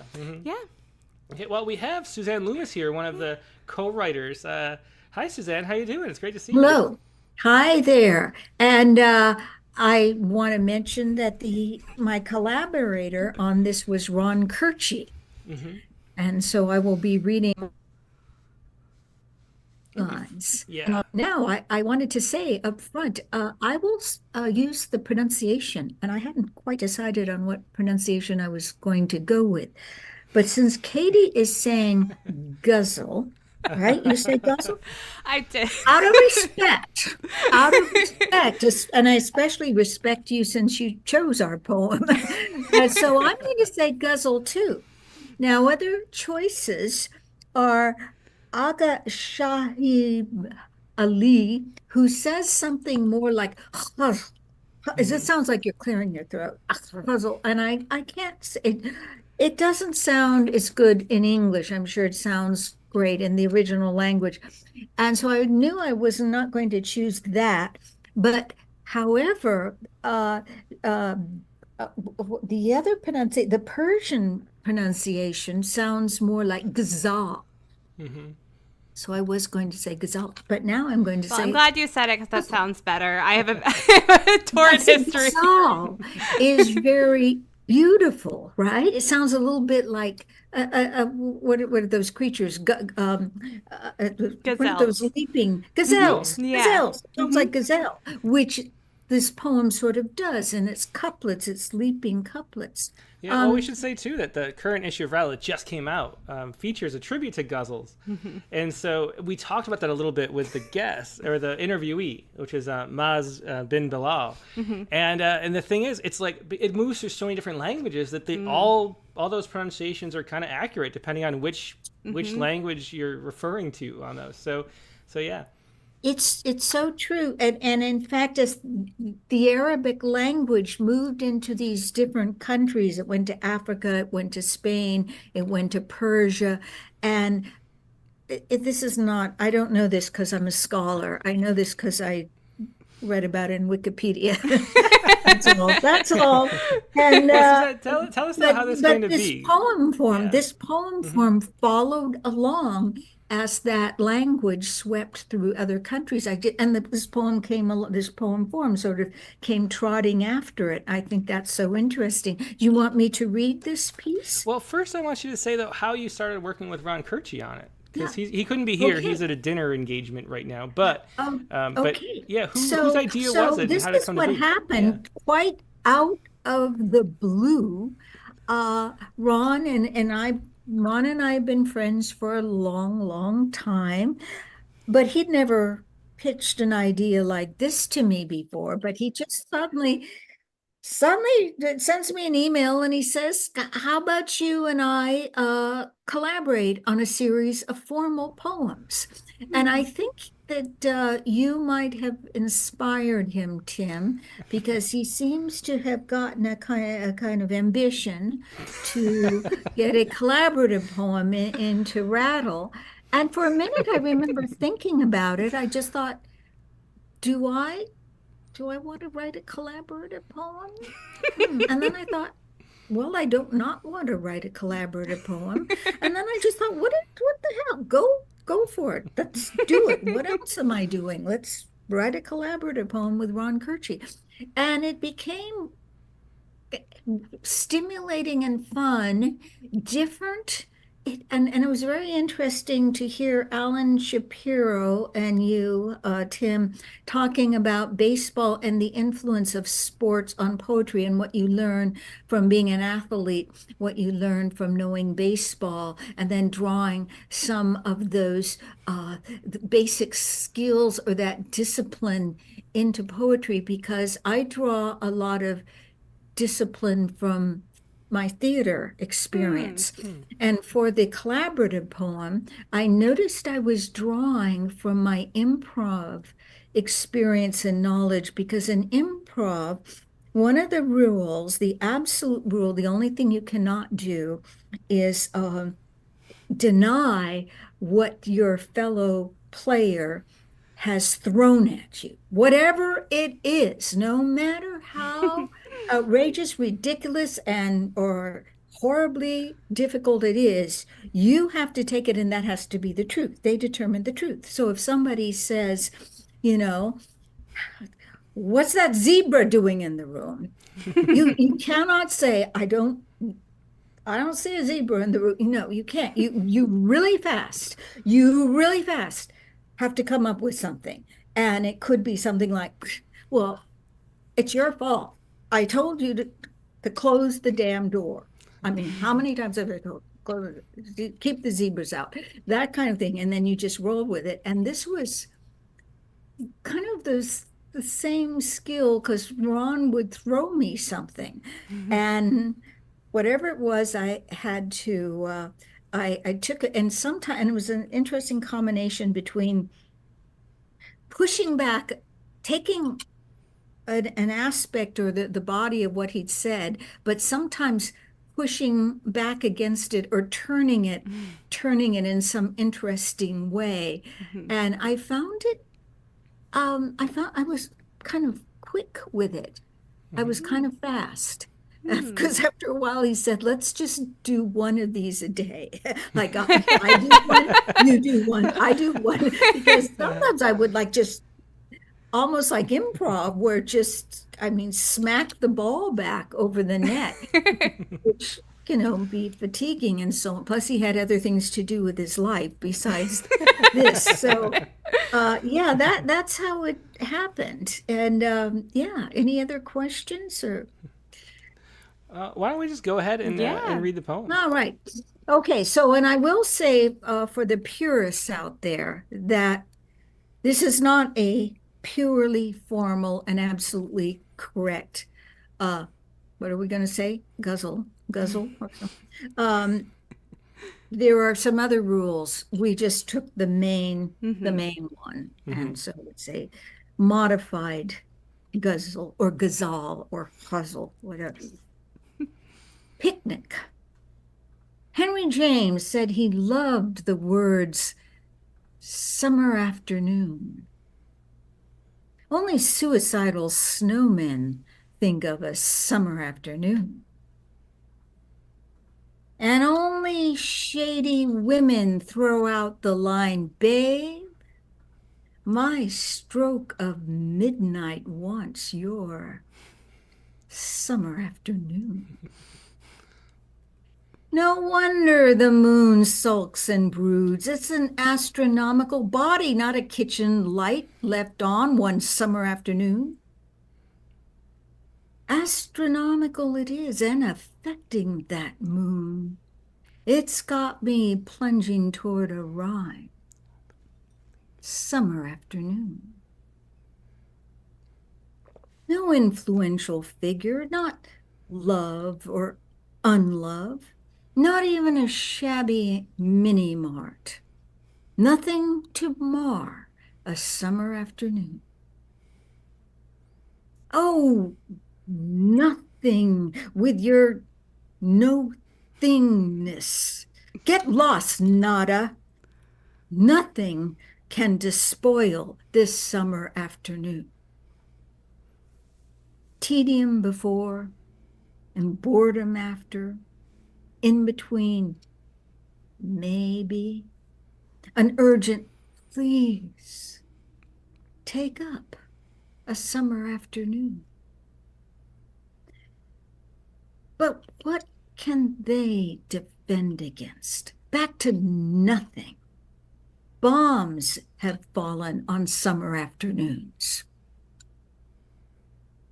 The sight of a mountaineer's ice axe buried in a rest stop picnic table revives an ordinary summer afternoon. What bums out picnickers? Ants, especially giant ants from outer space, some calm summer afternoon. Yeah, it's a great poem, Suzanne. That's going to be the poem of the day on Tuesday. Which is your birthday. Which is my birthday. Yeah. Thanks for sharing that. Because I try to keep The secret's out, everyone. Yeah, okay. I guess that's your birthday present from Ron. Well, thanks, Suzanne. I guess. That's great, yeah. Since we forgot to buy you a present, so it'll have to be this, I guess. Okay. Well, Suzanne, thanks so much for joining us. It's great talking to you. All and right, we'll have to have you on for a full episode sometime. We've had Ron on will before. We'll have to have you too. See you later, everybody. Thanks All right. a lot, Bye. Katie. Thank you so Bye. much. Sure. Yep. So that was Suzanne Loomis, who co-wrote Picnic with Ron Kirchie, who I should have looked up. I didn't look up the number. He was a very early episode, Ron Kirchie, maybe like 50, I guess. And we went on a picnic this morning, so it's even more. We did go on like a breakfast picnic, breakfast picnic. This morning. Yeah. Yeah. So, okay, so that was the prompt poem of the month for May, and a lot of great submissions this month, as there always are, and a fun poem to pick. Good choice. Well, thank you. Yeah, I really like that guzzle. Yeah. So let's see. So we have a prompt though to do this week, and we got a lot of people on the lines. We should move. A lot of poems. A lot of poems. Yeah. And we're looking for that. Let's see what we have. So Katie, the prompt for this week once again was to write an ode to something that doesn't conform to typical ode topics and begins with an epigraph. So how did you approach this this topic? I approached this topic by the fact that I've been on some 90s music kick lately. And so I pulled an epigraph from an Alanis Morissette poem, or song, rather, and went about it from there. So yeah, because Alanis Morissette is coming here too to the Woodlands. She is coming Texas to the soon. Woodlands, Yeah. and I don't know if I'm committing to buying a ticket or listening from outside, but I'm going to hear her sing Price Dependent. So we're going to see about that. And yeah, I should say also, I've always loved odes and writing odes to unusual things, and that actually originated from Barbara Hamby, who was my main professor in school, and she writes amazing odes, and always, like, that was really the first type of poetry I started to love, was the idea you could write an ode to anything. And of course, she was on a Rattlecast also. She was about a year ago. A year ago. You can always say like around 200. Yeah, and she talked about the difference of an ode to versus an ode on, which made a lot of sense. Oh, at the that's time. right. I remember that. Yeah. Okay, so here's your ode to the invisible. Which means it's direct. It's addressed directly to the invisible, thanks to Barbara Handy, something I learned from her like a lot of time after college. Last year she's on the Rattlecast, so. Okay. To the invisible. How about them transparent dangling carrots? Alanis Morissette. With all this chitter-chatter about images, the lollipops and their endless neon swirls, the patchwork farms planted in airplane windows, do you know how many flowers firework the world? I'm sorry, invisible, but sometimes you get lost in the muddy puddles that never quite disappear between storms. Still, you reverberate the very air. You are the current that swells into a tide, a hand that pulls back the comforter in the morning, bats away the flies that, on bad days, try to swarm me. And all of this, colorless, creditless, unseen, no one makes a biopic of ideas that could have been. So sit with me by the empty teapot. Hope is an imaginary friend. Here is a see-through cupcake. Let's begin again. Yeah, I love that ending. I love that hope is an imaginary friend. Oh, I think thanks. Taking the thing with feathers. I know. I went totally different place. I went more Emily Dickinson, then I pulled it back. I was like, I can recreate hope. It doesn't always have to have feathers. Yeah, I love that hope. I love that. Love that as an imaginary friend though, because it sort of is. You know, Sort of really, is inspired really by the Tea Party with Charlotte earlier today, okay. or yesterday, sometime. Yeah. Oh, that's great. So what yeah. did you come up with? Okay, so as you know, Bob, now as you know, Katie, we went. No, that's this thing that I learned in creative writing class, where in bad fiction, they're always like, "As you know, Bob, we did this thing that you obviously know." So I'm telling the audience. So well, anyway, I learned from like Suzanne. If joke. you call me Bob, I'm still gonna go with it because she taught me something Exactly. today. Yeah. So I would say, like, as you know, Bob, we went to a we went to a Dave Matthews concert, Well, I Dave do Matthews know Band that, Bob. concert. Yeah, I'm gonna call on you Friday. Bob too. We did. Yeah, and so it was hard. I'm really not like in a huge poetry mood right now. I'm Yes, kind of like that's tired accurate. a little bit. Yeah. And so it was hard for me to get into it. Then I got into it like right before the show started. Okay. Which is always like a danger. But I was enjoying this, and I was thinking about that Dave Matthews concert, which was a lot of fun. I mean, It was they played amazing. there's like a jam band, and they go for Yeah. 3 hours And it just went by riffing on their so own songs. fast because of the group flow of the audience. Yeah, it totally did. Yeah. And so my ode is to this. Oh, I should say it too. The reason why I thought of this is because of I came across looking at odes, this Neruda line from Ode to a Chair. And so the line that inspired it was this: "Bring me a chair in the midst of thunder." And so that made me think of the chairs in the concert. And so I just ode to the unused stadium seats at the rock concert is my ode. And here we go. Always waiting to be useful. Only useful to the waiting crowd, wading knee-deep in the green sea of plastic shapes molded to hold the human forms they unfold against. Hinged as they are at the hip as the parent becomes chair to the child learning to stand, as we stand when the band walks on stage, and the wave of 10,000 seats lifting their legless knees to like an inverse prayer, a ripple of upturned not torsos never touching in the bottom of the bowl they rise above, expands outward from up there to everywhere, the sound of their lives locking back into the shape of their long waiting as unheard as any drowning voice, and the noise of the crowd is a word. That inverse prayer is very nice. Well, thank you very much. Also a typo in there. Yeah, but we don't care. We didn't notice. We didn't notice. Anyway, I'll fix that. But anyway, that is ode to the unused stadium seats at the rock concert. Because we stood the whole time. We were did sorta, stand the whole time. Would have I been know. nice, but nobody sat down. Nobody would sit down, even though, this was not a concert with 15-year-olds in the audience. So, No, it was not. It was not. But we all had the stamina to We stand. all, except for the people behind us that were mean. That's but true. that's behind us. Anyway, that is behind us. Okay. Yeah. So that is our prompt poems for this week. And let's go first to Dick Westheimer, who is here. Hey, Dick, how you doing? Good. I'm going to be really brief because my poem is long. I'm going to skip a couple verses because it goes over into a second page. And I know you have a lot of folks lined up here. Okay, well, thanks. Appreciate that. I got to, hang on, let me see. The second page. Come on, second page. Okay, let me open it in Acrobat. The second page wouldn't scan. Okay, there we go. It's so good it's breaking Tim's It computer. is breaking It's Google, so good. not just yeah, Breaking Google. Google. Oh my goodness. Okay. So I'll read the first. I'll skip a couple and then I'll come into it. Folks can, if they can read real quickly, they can get through it. But I know you have a lot of folks to get through. Okay, yeah, go for it, Dick. Thanks. Okay. An anti-ode to climate change. The new wine fails, the vine languishes, and all the merry-hearted sigh from Isaiah. What I love is not climate change, which arrives in its various guises, now a flood that cleans the plate, now a drought that parches the tongue, now heat which poaches people in the street. And I'll skip down to seriously, people.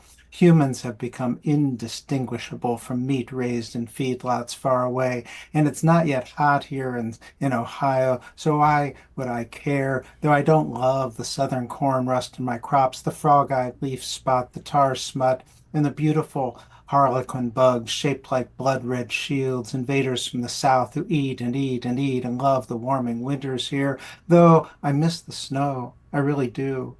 And did you know there are people in Brazil who've saved dogs that have treaded water for 3 days? Dog and man whimper about the floods that turn streets into rivers, and some say weather is just weather, and I say, fuck you. Of course it's true. Day-to-day storms have always ranged, but this is like Mad Max Christmas every day. Christmas, Christmas, Christmas, and the Magi are exhausted from visiting us again and again and saying, just wait. The end days will come to a city near you. And what the wise men failed to say is that the fun thing about climate change is that the Earth doesn't really care about us humans. If we fail to eat or eat each other or go extinct, the rocks will rub together, the rain will rain for 40 days or not, the deserts will dry or bloom, and there will be no more room for trees or the next audacious species. There'll be more room for trees or the next audacious species. But the thing is, we humans won't go away anytime soon. We'll wage war, and those who can, like me, will consume and consume and consume, and Amazon will still deliver, and we who remain will blame it on the man and cry about the sunken cities and wildfires and all those people in the news, the billions and billions served who will roam the earth in search for food. And yes, they will try to climb the walls of my compound, but I can count on the man to protect me, and of course, next day delivery. And I'll rely on the oil execs too, who will burn us all once they've run out of crude and sell us our bodies back to use as fuel. Wow, great energy in that, Dick. Love that. Yeah. And thanks for being a model citizen too, and shortening it for the one-page limit. Yes, thank you. You are an honor to us all. One edit though, I think you should change that fuck to fornicate you. Yeah, I was thinking like there's a fuck that needs to be in the poem. Oh my God. Yeah, a little edit. But I'll let you explain that to people. This is a weird inside joke. Yeah. Okay. Well, thanks so much, Dick. Thank you for that. Thank laugh. you. Appreciate it. Yeah, bye. Yeah, thanks so much as always. Always such a pleasure, Dick. Yeah. I was gonna say that if you didn't, by the way. Okay. Yeah, there was an anti-ode to climate change by Dick Westheimer. And next up, let's go to, Jared Campbell's, where I gotta find it, his, how do I do that? There you are. Hey, Yay! Jared. Oh, but you're still on mute, because I can't find, Unmuted. There we you go. Unmuted. Hi. How you doing? Hi, doing good, doing well. How are you? Good. Great, yeah, great day for poetry. It is a good day for poetry. Yeah, so I've got The Flatness of Oak Park Mall's North Parking Lot. Oh, that's very nice. And I can imagine, I mean, for me, finding a flat parking lot means trying to teach the kids how to ride a bike. Yeah.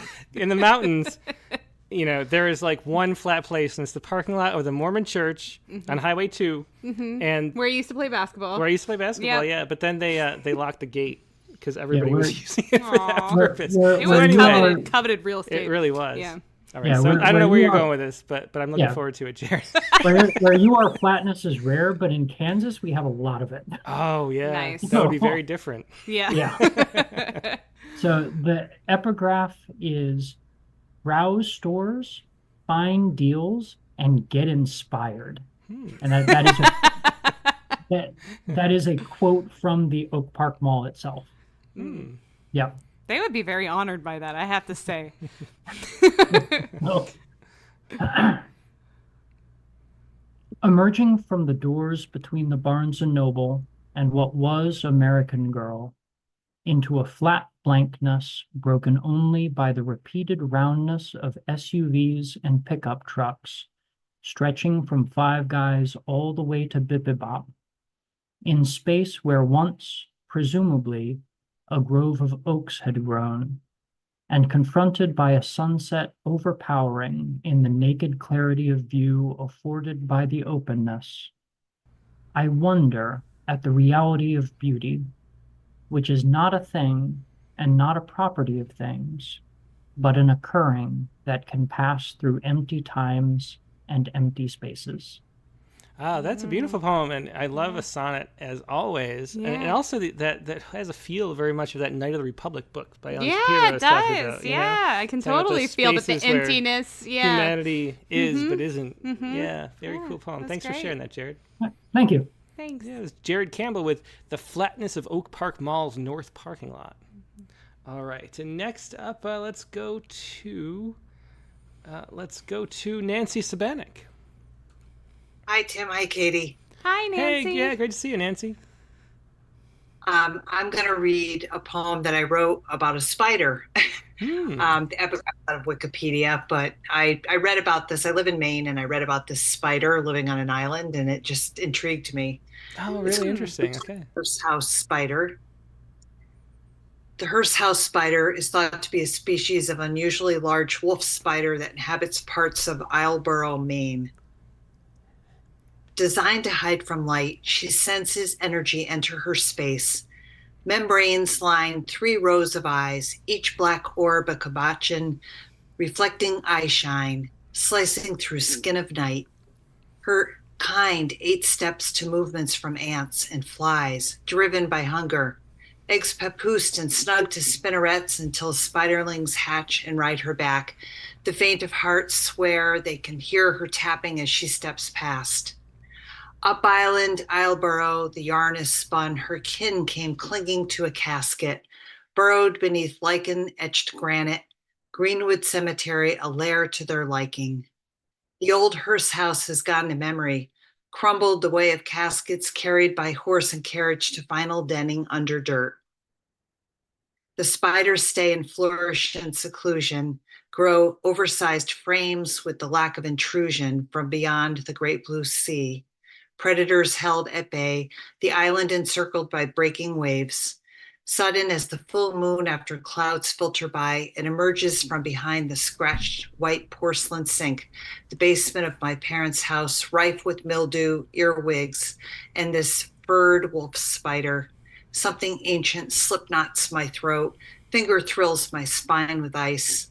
Ancestral whispers cause it to scuttle off while I, almost blind in the hanging bulb's light, leave it to go on its way. In a basement warehousing memories, things that haven't yet realized they are dead. Yeah, I love that ending Yeah. too, and that's so strange because my daughter Jo told me the exact. It was like almost the same thing about a spider that was there in the middle of the night the other night. Ah, Yeah, that's scary. I love the slip knots, the throat line. That's a really great alliteration with sometimes in there. yeah. Well, thanks Thanks so much so for sharing much. that, Thanks, Nancy. Nancy. Yeah, great poem. Great program. Oh, thank you. That was Nancy Sabanek with Ode to the Hearse House Spider. I also just like the idea of all these things having odes written to them and them having no I know, idea. they don't, yeah. Yeah, like Alanis Morissette having no idea. Well, maybe she saw your tweet. Oh, yeah. And now you're going to be BFFs. I'm going to be pulled up on stage. The green room. Yeah. Okay. Next, let's go to Stephen Croft. Hey, Tim. Hey, Stephen, great to see you. Thank you. My poem is going to have double-barreled epigraphs. So it'll be a knock your socks off poem. One epigraph is by Mary Oliver, whom everybody knows, and another is by Lucien Blaga, who happens to be my favorite poet. Most people won't know him. He was a Romanian poet, and he was nominated for the Nobel Prize in 1956, but the communist authorities disliked him and they would not allow him to respond to the Swedish Academy, and they would not allow him to accept a Nobel Prize. He didn't get one. So this is, but he's a great sort of a romantic type poet that I've always liked since college. This is Ode to Night Poems. I wait for my day to set, for my horizon to close its eyelids. I wait for the darkening of my sky so the stars in me might rise. Lucien Blaga. By morning, I had vanished at least a dozen times into something better. Mary Oliver. The many hands of possibility lift me from bed, carry me out into the small hours as I rise and walk to the back of the house, crack the window, let night seep in, drop the orange extension cord out onto stone pavings, hook a lamp under my elbow, smell the cold night in the open door, and walk out to the patio table. I see the eyes of a sleepy cat under the azaleas, then plug in the lamp. There is a thrill to be had in this time of quiet and solitude, world's work hours of noir detectives and burglars, where here gentle shadows through tall pines and mist gowns of moonlight are only suggestive of the world, a time before time, a time of elective mutism of birds except the owl, his soft call to other owls, the only noise above my lampshade's cone of light, where night's invisible heart sits so still on the earth, no one could want the sun to come, kill the ceiling of silent stars, certainly not a poet with pen who can see the past, imagine the future while a sleeping cat dreams at the edge of lamplight, until daybreak's laughter at the corner school bus stop, the starter's bird jump in a neighbor's old car. Yeah, great ending there, and I love that line about the mist gowns of moonlight. Yeah, very cool. Thanks for sharing that, Stephen. Thank you. Yeah, that was Stephen Croft with Ode to Night Poems. And next up, let's go to, we have a couple first-time callers here. We have Jeremy McKay next. Hey, Jeremy. I'm unmuting. Hi. Yeah, Hi. Yeah, great to see you. Thanks for joining. So, yeah. Where are you calling from, first of all? I'm calling from San Diego, Oh, California. Oh, I love San Diego. Not San Diego, Texas, but San Diego, California. Yeah. Where we are zoo members. We are, exactly. Yes. For another 2 months. We better go out there. better. Yep. Yeah. So I started writing like a long time ago in the 80s. I wrote a poetry chapbook, and that was the end of my writing. And I became a programmer after that. I was in the military for a number of years. But since I was going to write and I was writing for submission, and I just started going to college because I went to college late and everything, but I was learning how to write, so I needed to get something to write with. So my ode is an ode to a C64. Interesting. Right. Okay. It was ode to a C64, which is it'll be there. It's all in there. The only thing I have in there is a sassy, which most people, I don't know how many people know what a sassy is. I want to know. Yeah, I mean, me it too. sounds amazing. I know you're sassy. I know I'm the sassy. When we used to submit poems in the olden days, you would send it in a self-addressed stamped What they called sassy? okay. Why? I only heard of Sassy. sace. I would have been way more all about that if it had been I called was a always sassy. That's amazing. What is that? Well, you could buy envelopes you could actually buy envelopes that would fit into each other, or if you didn't care, you could hold them That's up. awesome. You'd have to type on nice paper and do a bunch of Aw. differences. So I wasn't. I realize now I have even more typos in there, but it's, Don't all worry. right. Just join the club. Yep, join the club. I've already You demonstrated. did have a typo there. Good. I probably have one too. it took a long minute to fire it up, even longer to load the word processor, long enough for a Coke and a smoke. And that could be attributed to anyone in the military at the time. So great. Right. So, and a sturdy brown frame. Oh, wait, I guess I should give the title now again. Sorry. Ode to C64. And a sturdy brown frame, keys clacked like thunder. A 5 1/4-inch floppy loaded the word processor, 8 minutes flat. No sleek design or touchtone screens. Just a blinking display on my color TV. Priming my muse to write and revise. Whiteout became less important. One of many Smith Corona killers, especially with a letter quality printer. Limits of 64 baud and nosubmittable.com. We submitted on 80% rag with a sassy. So here's to you, Commodore 64, a bridge from my past to my future. Well, that is great. It's a good example of how much I always love poems that have different vernacular. Yeah, And, definitely. so many cool things there. Yeah. It's so all language is so rich, especially when you get people working in one common field. Yeah, Yeah, very cool. definitely. Ode to C64. Maybe I'll send you a sassy just for old time's sake. Yeah, well, thanks so much for sharing that. Hope It to was great see you have on. again. Yeah. Yeah, thanks, Jeremy. Yeah, it's a first time. Hope it's don't make it the last. Yeah. Okay. All right. Yeah, take care. Bye. Yeah, that was Jeremy McKay with Ode to C64 as we spilled our beer. Yeah, we definitely did. And I'm wearing like a yellow skirt. I'm not using the skirt to get that beer off the table. So it's just sitting there, like a little sad puddle. We don't have any. We'll figure it out. We'll figure it out. We've got this. Don't worry. It will evaporate in like 8 years. 8 years, it won't be here anymore. In Texas. All right. So let's go next to Lisa Seidenberg. Hey, thank you. Hey, Lisa. Yeah. I wrote in the chats, a sassy is a self-addressed stamped envelope. Yeah, I've only been doing this 20 years. I've stuffed more sassies than like anybody. Sorry. Than anybody around, and I never called it that. No, you were missing out. I was just so very formal with the SASE. Oh, gosh. Or maybe the SACE.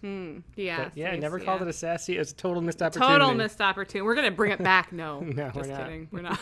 Well, you'll never forget again. So, so I have you'll be happy, a fairly short poem. I'm sure no one else did this ode. I was thrown by the last couple prompts. But this one, for some reason, I sat down and wrote right away. So here goes. Right. Well, very good. This is a good one. It deserves an ode, I'd say. Oh, I'm excited. What a great title. Good. Or yeah. Okay. It's called Ode to Campbell's Soup.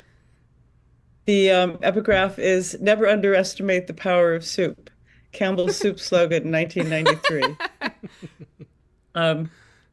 Don't get me wrong. I'm sure many of you had mothers with hands shaped like soup ladle spoons and arms molded into rolling pins, turning out soups and pies and cupcakes that would make a child's head spin.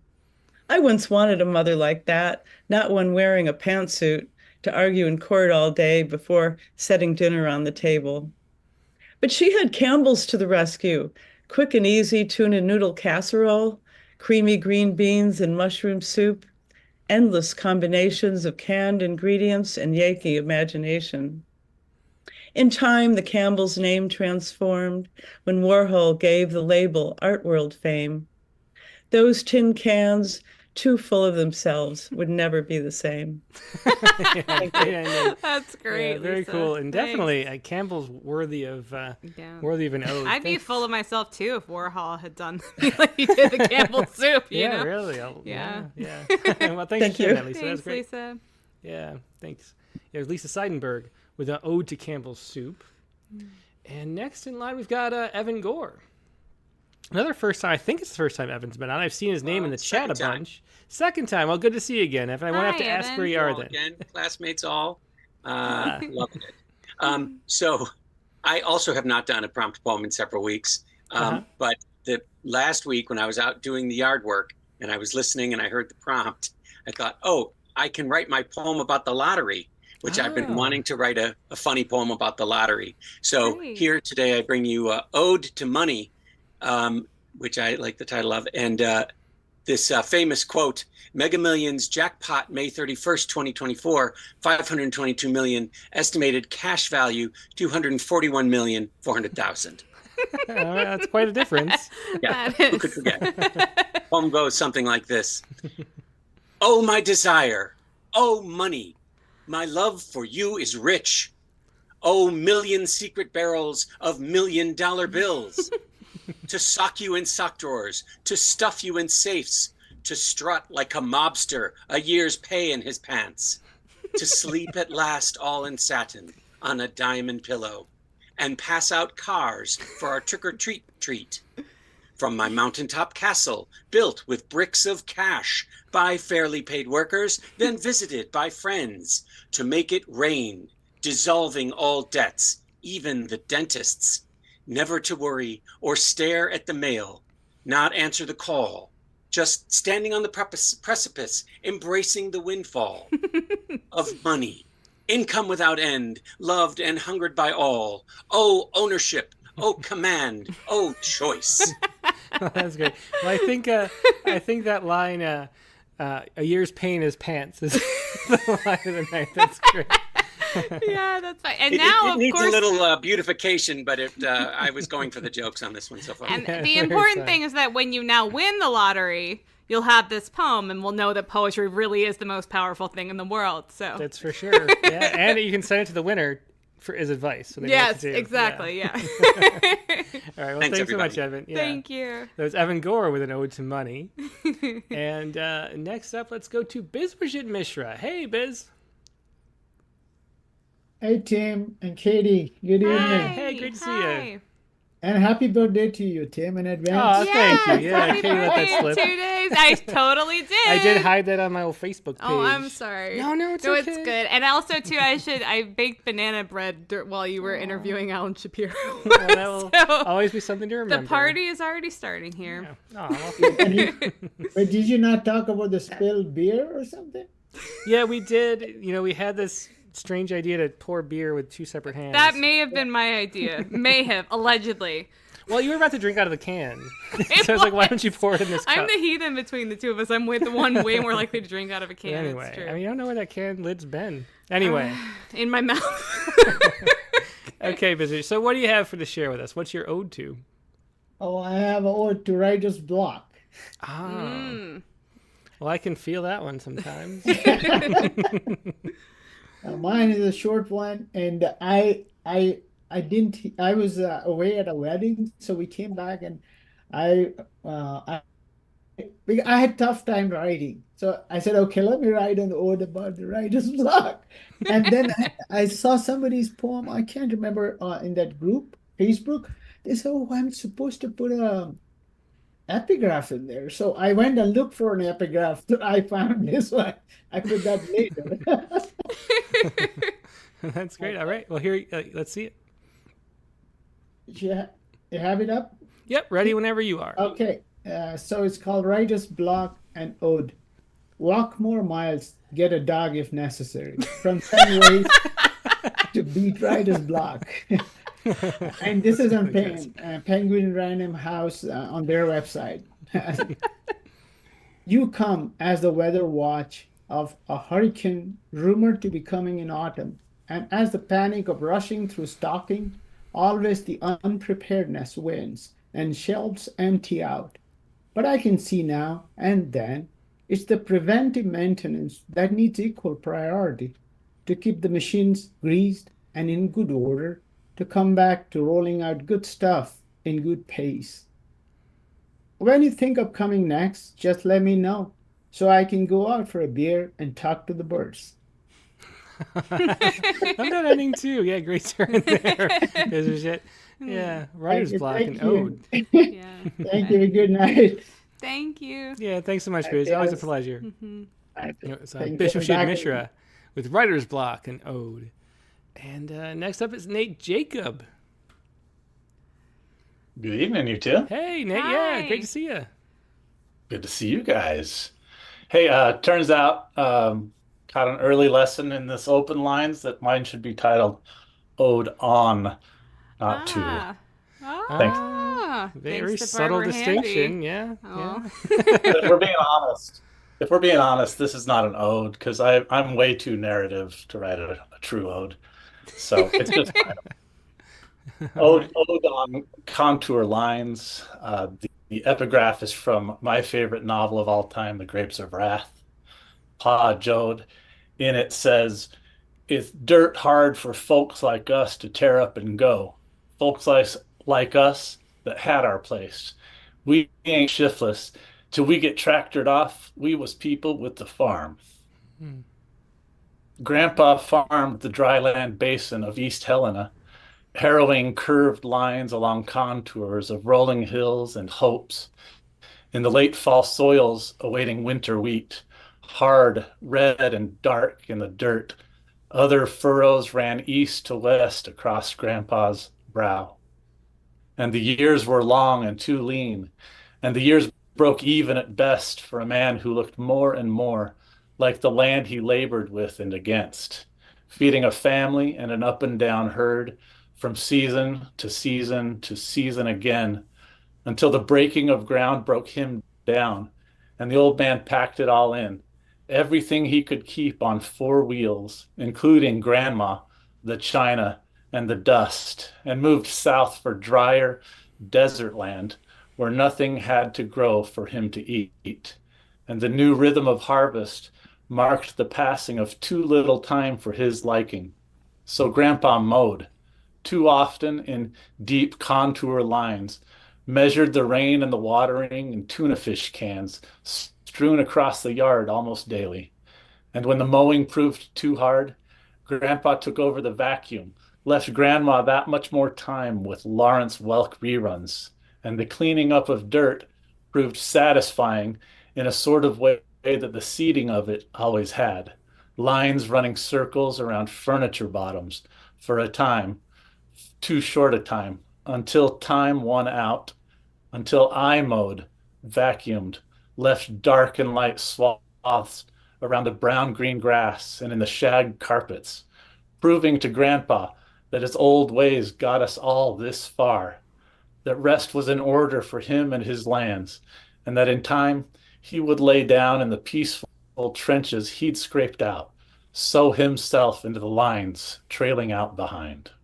Oh, yeah, another great ending. Endings today are really beautiful. I love that. Yeah. Also, I wanted to congratulate Nate for getting a prompt poem in his local newspaper. The sandwich poem I was telling you about. That is very fun. And that is one thing that I always want to remind people, It's and Nate inspired me to get stuff in our the little community magazine, and it's awesome you did this, Nate, and more people should do it. Yeah, we have to get poems in other places besides just literary. We can't just talk to ourselves. And so Nate having poems in newspapers that people read. Imagine people reading that sandwich poem and laughing and be like, "This is poetry. Well, sign me up." It's great. Yeah, it is great. It's been 16 months straight that the newspaper has printed me, so it's been a good run. Wow. It's fun to have people ask if I'm the bearded guy that mentioned himself. That's so cool. Yeah, for sure. If anyone wants to see those poems, it's Thus Spoke Nate on X, is right? That's your handle? Thus Wrote Nate. Thus Wrote Nate. Oh, and the sequel will be The Spoken. Yeah. Well, find Nate over there to see these poems. But it is definitely a cool thing. Yeah, it definitely is, Nate. Thanks a million, guys. Yeah, cool poem too. Thanks, Nate. That was an Ode to Contour Lines by Nate Jacob. Zachary Honeycutt is next. See what he's been up to. Kind of hijinks, I assume. Hey, Tim. Hey, Katie. Hey, Zachary. Great to see you. I'm doing good. Tim, your birthday is June 4th? It is, indeed. My dad's birthday is June 4th. Oh, yeah. Who else? There was somebody else famous. You. Oh, that was me. Who was it? I can't remember. Anyway. Somebody cool, I'm sure. Anyway. Yeah. Very cool. Well, happy birthday to him. Yeah. Yeah, happy birthday to you as well. And thank you. My dad's famous to me, so that's two famous people that have Nice. All right, so what do you got for us this time, Zach? I was actually good this week. I wrote a short ode, believe it or not. Those charitas you wrote rubbed off on you, I see. Yeah, maybe that's it. I give the credit to Sharon. Yeah. Sharon usually deserves all the credit. It's true. Yeah, she does. So this is weird. I was trying to go completely classical with this ode, and I almost wrote a Horatian ode, but I can't call it a Horatian ode. You'll see, because of the last stanza. It's a little weird. So I guess it's an irregular ode. Wait, explain what a Horatian ode is. I don't know if that was a setup, but I have no idea. You don't know what a Horatian ode? I don't. I assume it's like the ode that Horatio gave. Yeah, I read it on Wikipedia, but I could not tell you. I was reading about odes. Well, this is the first one I almost wrote because I didn't know much about it either, and I just looked it up. But apparently, like a lot of the classical poets like Keats have adapted it. But you just take some stanzas and you have to agree that each line is the same and that the metrical pattern is the same, and then you just repeat it. And it's not really complicated. And I guess Horace was the first poet that wrote them originally. Okay. Yeah. But this is irregular because it's not quite a Horatian ode. When I too long have looked upon your face, from Sonnet 7, line 1, from A Few Figs from Thistles by Edna St. Vincent Millay. Ode to an Unfamiliar Rose. That night when I saw before me that same familiar rose, working late one summer's eve, we both transformed to caterpillars when we tried to speak, because the butterflies refused to leave. And when we passed each other in the aisle, our destinies almost touched, and I took a short trip to heaven within her smile, which lasted longer than a while's blush. The following days, when I found myself returning to that store again, I found I could not bring myself to speak the wealth of thoughts within my head that made no sound. For when her blue eyes spoke the words she could not, aloud for fear that they might draw a prying crowd too near. If only I had known that that would be our history, for I never saw her again.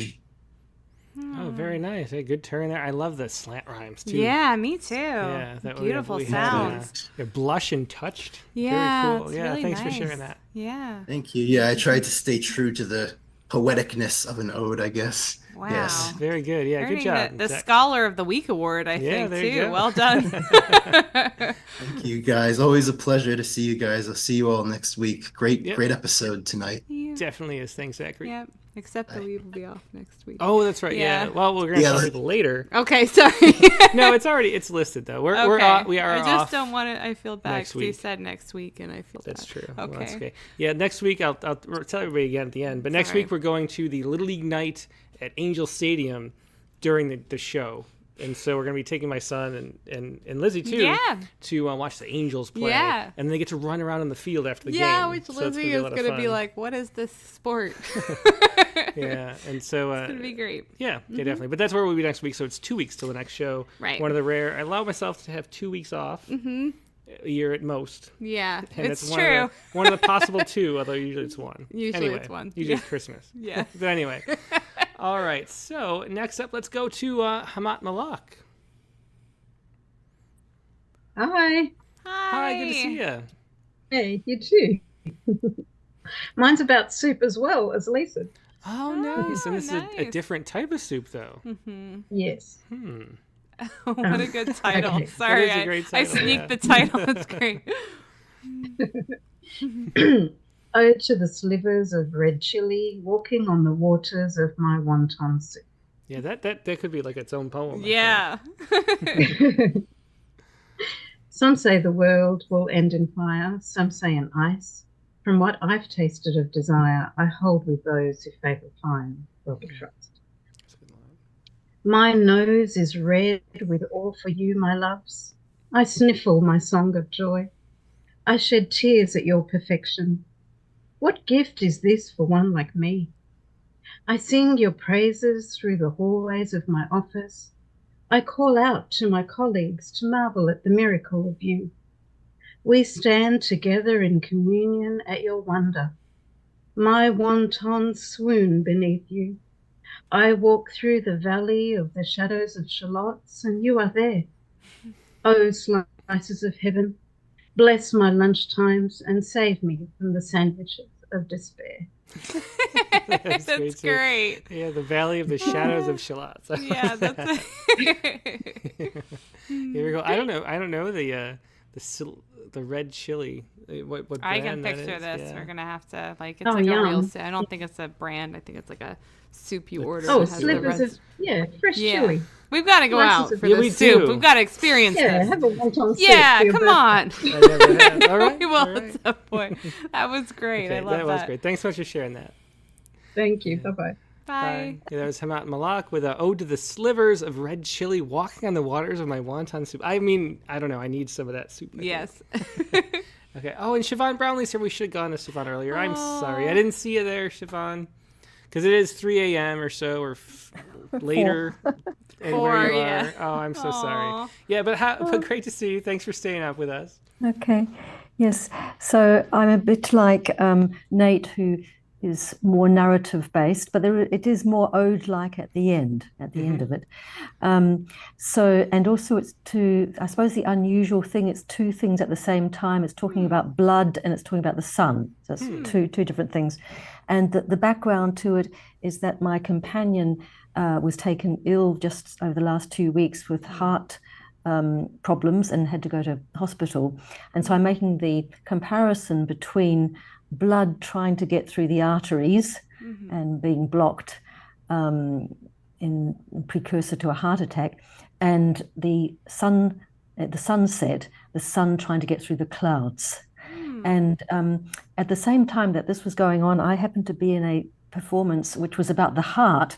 So I've taken a epigraph from that performance, the playwright and poet Fabrice Melchior. So this is the epigraph, first of all. The time that the beauty of the world breaks the bolt, lub-dub, on my heart. Fabrice Melchior. And this is the poem. Blood sun is trying to traverse sky arteries clogged with clouds, layers of voluminous grey low on the far dark tree line. The bright bowl descending is obstructed by a day's end fleece. I opened the window to skirling and air wafts and voice shreds. You in patterned hospital gown not buttoning properly. Docile prisoner of drip and tubes, electrodes stuck on skin. Squiggly lines of your inside move on the machine, I ache. But now the clouds are sudden pink, imbued by claret. The sun's fiery sliver is not surrendering. Its blood is fighting through pale blue sky veins to reach our hearts. Color lingering in the nimbus. Stay with us, sanguine globe. Yeah, really touching poem. Thanks for sharing. That was Blood Sun. Really beautiful. Yeah, and hope your partner, gets through and everything's okay. At Yeah. The end. Yeah, he's fine now. So. Oh, good. Oh, yeah, that's great to know. Yeah. Well, thanks so much, Siobhan. Thank you. Okay, thank you very much. Bye Yeah, bye. thank you. Siobhan Brownlee with Blood Sun. Yeah, and good news there. And next, let's go to Carolyn Codd.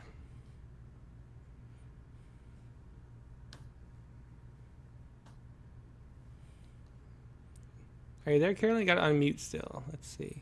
There you go. Hi, Carolyn. This way. Okay. Yeah. Hi. Hi. My poem is from the prompt from a week before about meter and ancestry. Oh yeah. And when I heard that or saw it, I don't like most people. I don't hardly ever write in meter. And I have ancestors from all over the place. But then I thought of the least number of my ancestors, which is Native American. So then I thought of rhythm. And also I thought of the drum circle that we have at our church. So the poem, I called it Drum Circle. And it could be kind of an ode on my Native American ancestors. So it can kind of fit with that. So it's called Drum Circle. Native Americans are a few of my ancestors, not just long gone, they're still with us. I'm glad they are. Bum, bum, bum, bum, bum, bum, bum. They want to be seen, want to be heard. They have wisdom, we now need it. We should listen. Bum, bum, bum, bum, bum, bum, bum. Not a war cry, it's a love song. Bum, bum, bum, bum, bum, bum, bum. Oh, that's beautiful. Yeah, great tribute. Thanks so much for sharing that, Carolyn. Okay. Yeah, thanks. Bye. Yeah, it was Drum Circle by Carolyn Codd. And next up, let's go to David H.T. Hey, Tim, Katie, how's it going? Hi. Great, good to see you, David. Everybody, yeah, it's great to be back. Love this show. I got to make it more often. Yeah, I hope you Good. do. Yeah. I'm going to try. So I actually wrote this. It was an existing poem, and then an ode in Merwin's style. I'm trying. And as soon as I read the prompt, with an epigraph, I ran and got an epigraph. So the epigraph. Did you send it? I haven't. I can't seem to find it. Do you send the prompt lines? I thought I did. Let's see. I'll check the spam really quick in case it went there. No, it didn't go there. Spam, probably no. No, David, no, it's not there. Really? Yeah. Maybe it went to the open mic address. Let's check the open mic address. Good call. I sent it to prompt lines. But... Let's see. Well, sometimes they go there. Let's see. Open mic. Yeah, not there either. It didn't make it. Oh. Well, we'll just listen, David. How about that? It's All okay. right. Okay. So the epigraph is from Zen koan in the Gateless Gate, case 46. Take a step from the 100-foot pole, and the worlds of the 10 directions are your total body. And then the poem itself, 2 explanations after W.S. Merwin. I appreciate your sticking around. I was taught that what people do, all happenings, ought to make sense. I appreciate that you've been a light on my path. I know you'd stay forever, but I opt for the way of not knowing what I will say or do next, what will happen. It has been a long road, finding this mustard seed of faith, this iota of trust in no explanation, in unknowing. What a thrill it is to begin to walk step by step into the dark forest, to step off of the 100-foot pole. Very cool. Thanks so much for sharing that, David. That was a cool poem. That's David Hutchison Tipton, I should say. And what was the poem called again? 2 explanations. 2 explanations. Yeah, very cool. Well, So I'm immersing myself in Merwin's present company. So every poem was 2 something. So. Well, that's a great way to immerse yourself. Merwin's excellent. That definitely is. Yeah, I got to read more Merwin. We have the essential Merwin behind my side. Well, that seems like that's what matters. Yeah. It's a good place to start. All right. Well, thanks so much, David. Take care. Yeah, you're welcome. Yeah, Thank you. Take care. Yeah. Once again, that was Ode to. Oh, I lost it. It's so hard to remember stuff. Ode to. I can't forget. 2 by explanations. David. 2 explanations. Okay. I knew it started with. Okay. Let's hold it out, but 2 explanations. Yes. Yeah. Okay. Okay. By David Hutchison Tipton. All right. And thanks for sharing that, David. And then Nancy Tennell is next. All right. Hi there. Hey, Nancy. Yeah, great to I see was you. very tempted to submit my ode to Tupperware, but Oh, she froze. I which is ode to a sandpiper. Ode to a sandpiper. The I fleeing love sandpipers. sandpiper. Yeah. The fleeing sandpipers turn about suddenly and chase back the sea. J.W. Hackett, who's a haiku poet. You have given us something only you can give, the perfect demonstration of a skitter. The feathered orb of your body almost motionless above the twitching sticks that are your legs. Your frequent jabs at the sand with your beak bring reward, a midge or some mysterious nutrient in the biofilm of froth creeping onto the sand. Industrious little bird, bustling and busy, how alive you are, so eager and quick, so unlike me when I come to the sea to be hypnotized by the reaching waves and the music they make, unable to skitter or be sudden, unable to do anything but dream and think. Oh, that was beautiful, Nancy. Thanks for sharing that. It's like my favorite thing to do at the beach is to watch the sandpipers skitter around there. And just, very cool. Ode to a sandpiper. Thanks, Nancy. Thank you. And again, that was Nancy Tennell with Ode to a Sandpiper.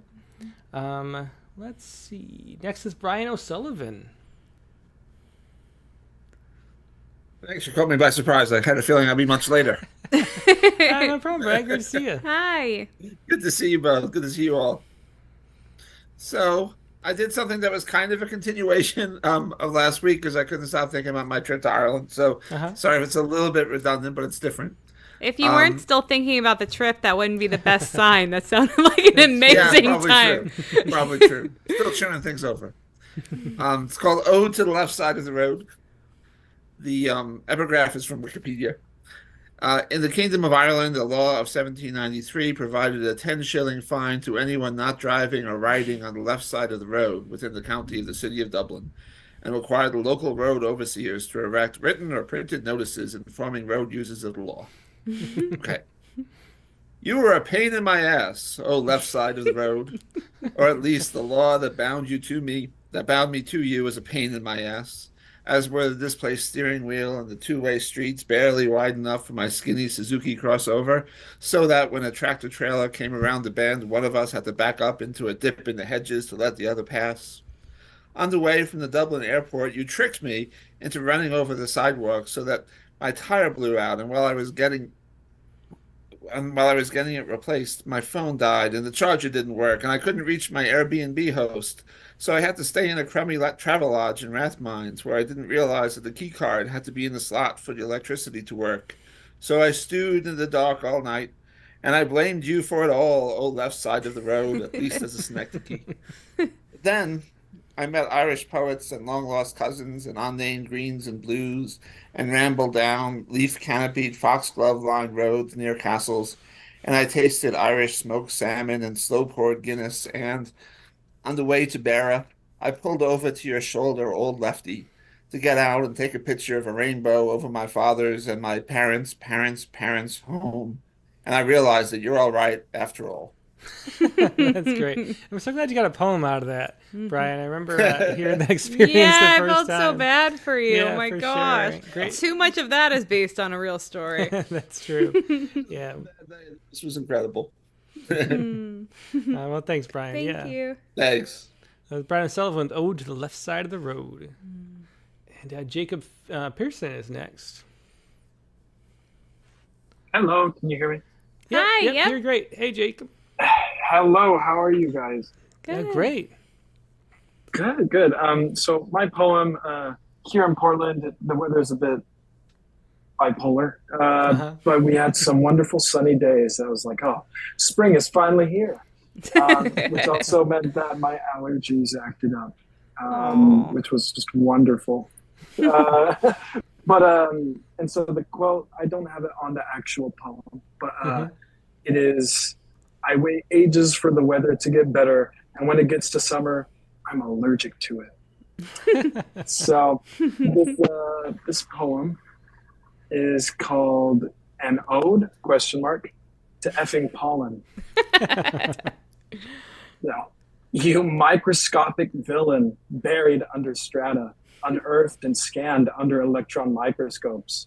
Did you torture dinosaurs the way you torture me on this first sunny day in spring? I can't leave the house or else my face will explode. My eyes, they bug out and turn red enough that cops ask if I've smoked some OG Kush until I display my passenger seat, a secondhand library of used tissues and empty Benadryl bottles. I know you tortured dinosaurs like you torture me. Antihistamines can't even save me. It's just my luck that I decided to work among my favorite things, trees. Oh, let me do my least favorite thing, sneeze. So that's, an ode to effing pollen. That's great. I love that last couplet rhyme there. And And bless you in advance. Exactly. Yeah. Thank you. I need it, but eventually it'll work. So I appreciate it. Yeah, thanks so much. Thank you. Ode to effing pollen. So many funny poems There today. are. I It's love great. It's a really fun nice night. levity, yeah. Exactly. Yeah, but Jacob Pearson with that. I forgot to tell you, I heard over the grapevine that the pollen, when we get back to Wrightwood, has unleashed. So it is like the yellow dust on everything. Yep. We get to deal with pollen in 2 areas. Yeah, we do. All right. So next, let's go to Monica Dobos. Well, hello, everyone. What a fun night. Yeah, so much fun. Hey, Monica. I felt so humbled and joyful that Stephen Kraft chose a Romanian poem. Oh, yeah, of course. Gian Blaga. So I was like, okay, well, my little country still has some resonance.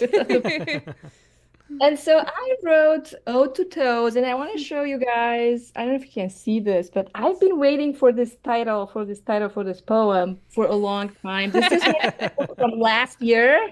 And so when I heard about Katie's prom, like, oh, two, I'm like, well, it's gotta be toes. And and so one of the poems in the spring Rattle edition was Kaizen, if I'm pronouncing it right, How to Build a Poem by Sue Parman. And that's my epigraph. A poet will die unless she learns to laugh. Here's the poem. Did you find it, Tim? Yep, I got it. Go ahead. All right. I wake up today all blue about the upcoming summer. Her monster strawberries, bourgeois skies splashed all over the horizon like an army of splayed cats. Her hair on fire. Taylor Swift nails that scratch my face through the blinds at 6 a.m. Kids in the pool and their endless search for deaf twins, Marco and Polo. So I decide to put on my binoculars and take a good look at my toes. Droopy Mo in the corner holds tight to High Muse, who developed a fiction bruise and switched to poetry. Stanley's beer belly stands out while Johnny whispers a secret into Mr. Boss's ears. Of course, Mrs. Boss wants to hear all about it and then spits in disbelief. Onion is too concerned about his bunion to dally in gossip. Eloise flips the bird. Florine longs for the ring.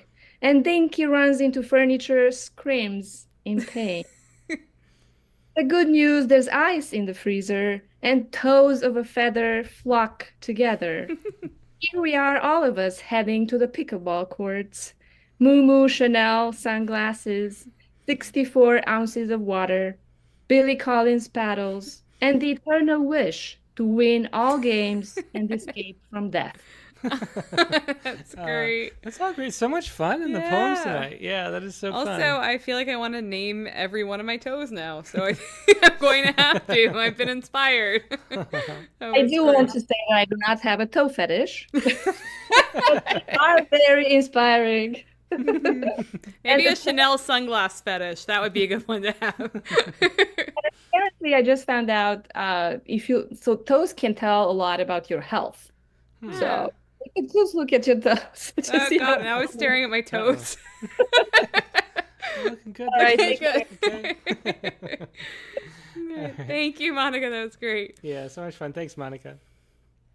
Yeah, that was Monica Dovos with Ode to Toes. The poem that was waiting to come out just for this prompt. It was, yeah, worth the wait. Yep.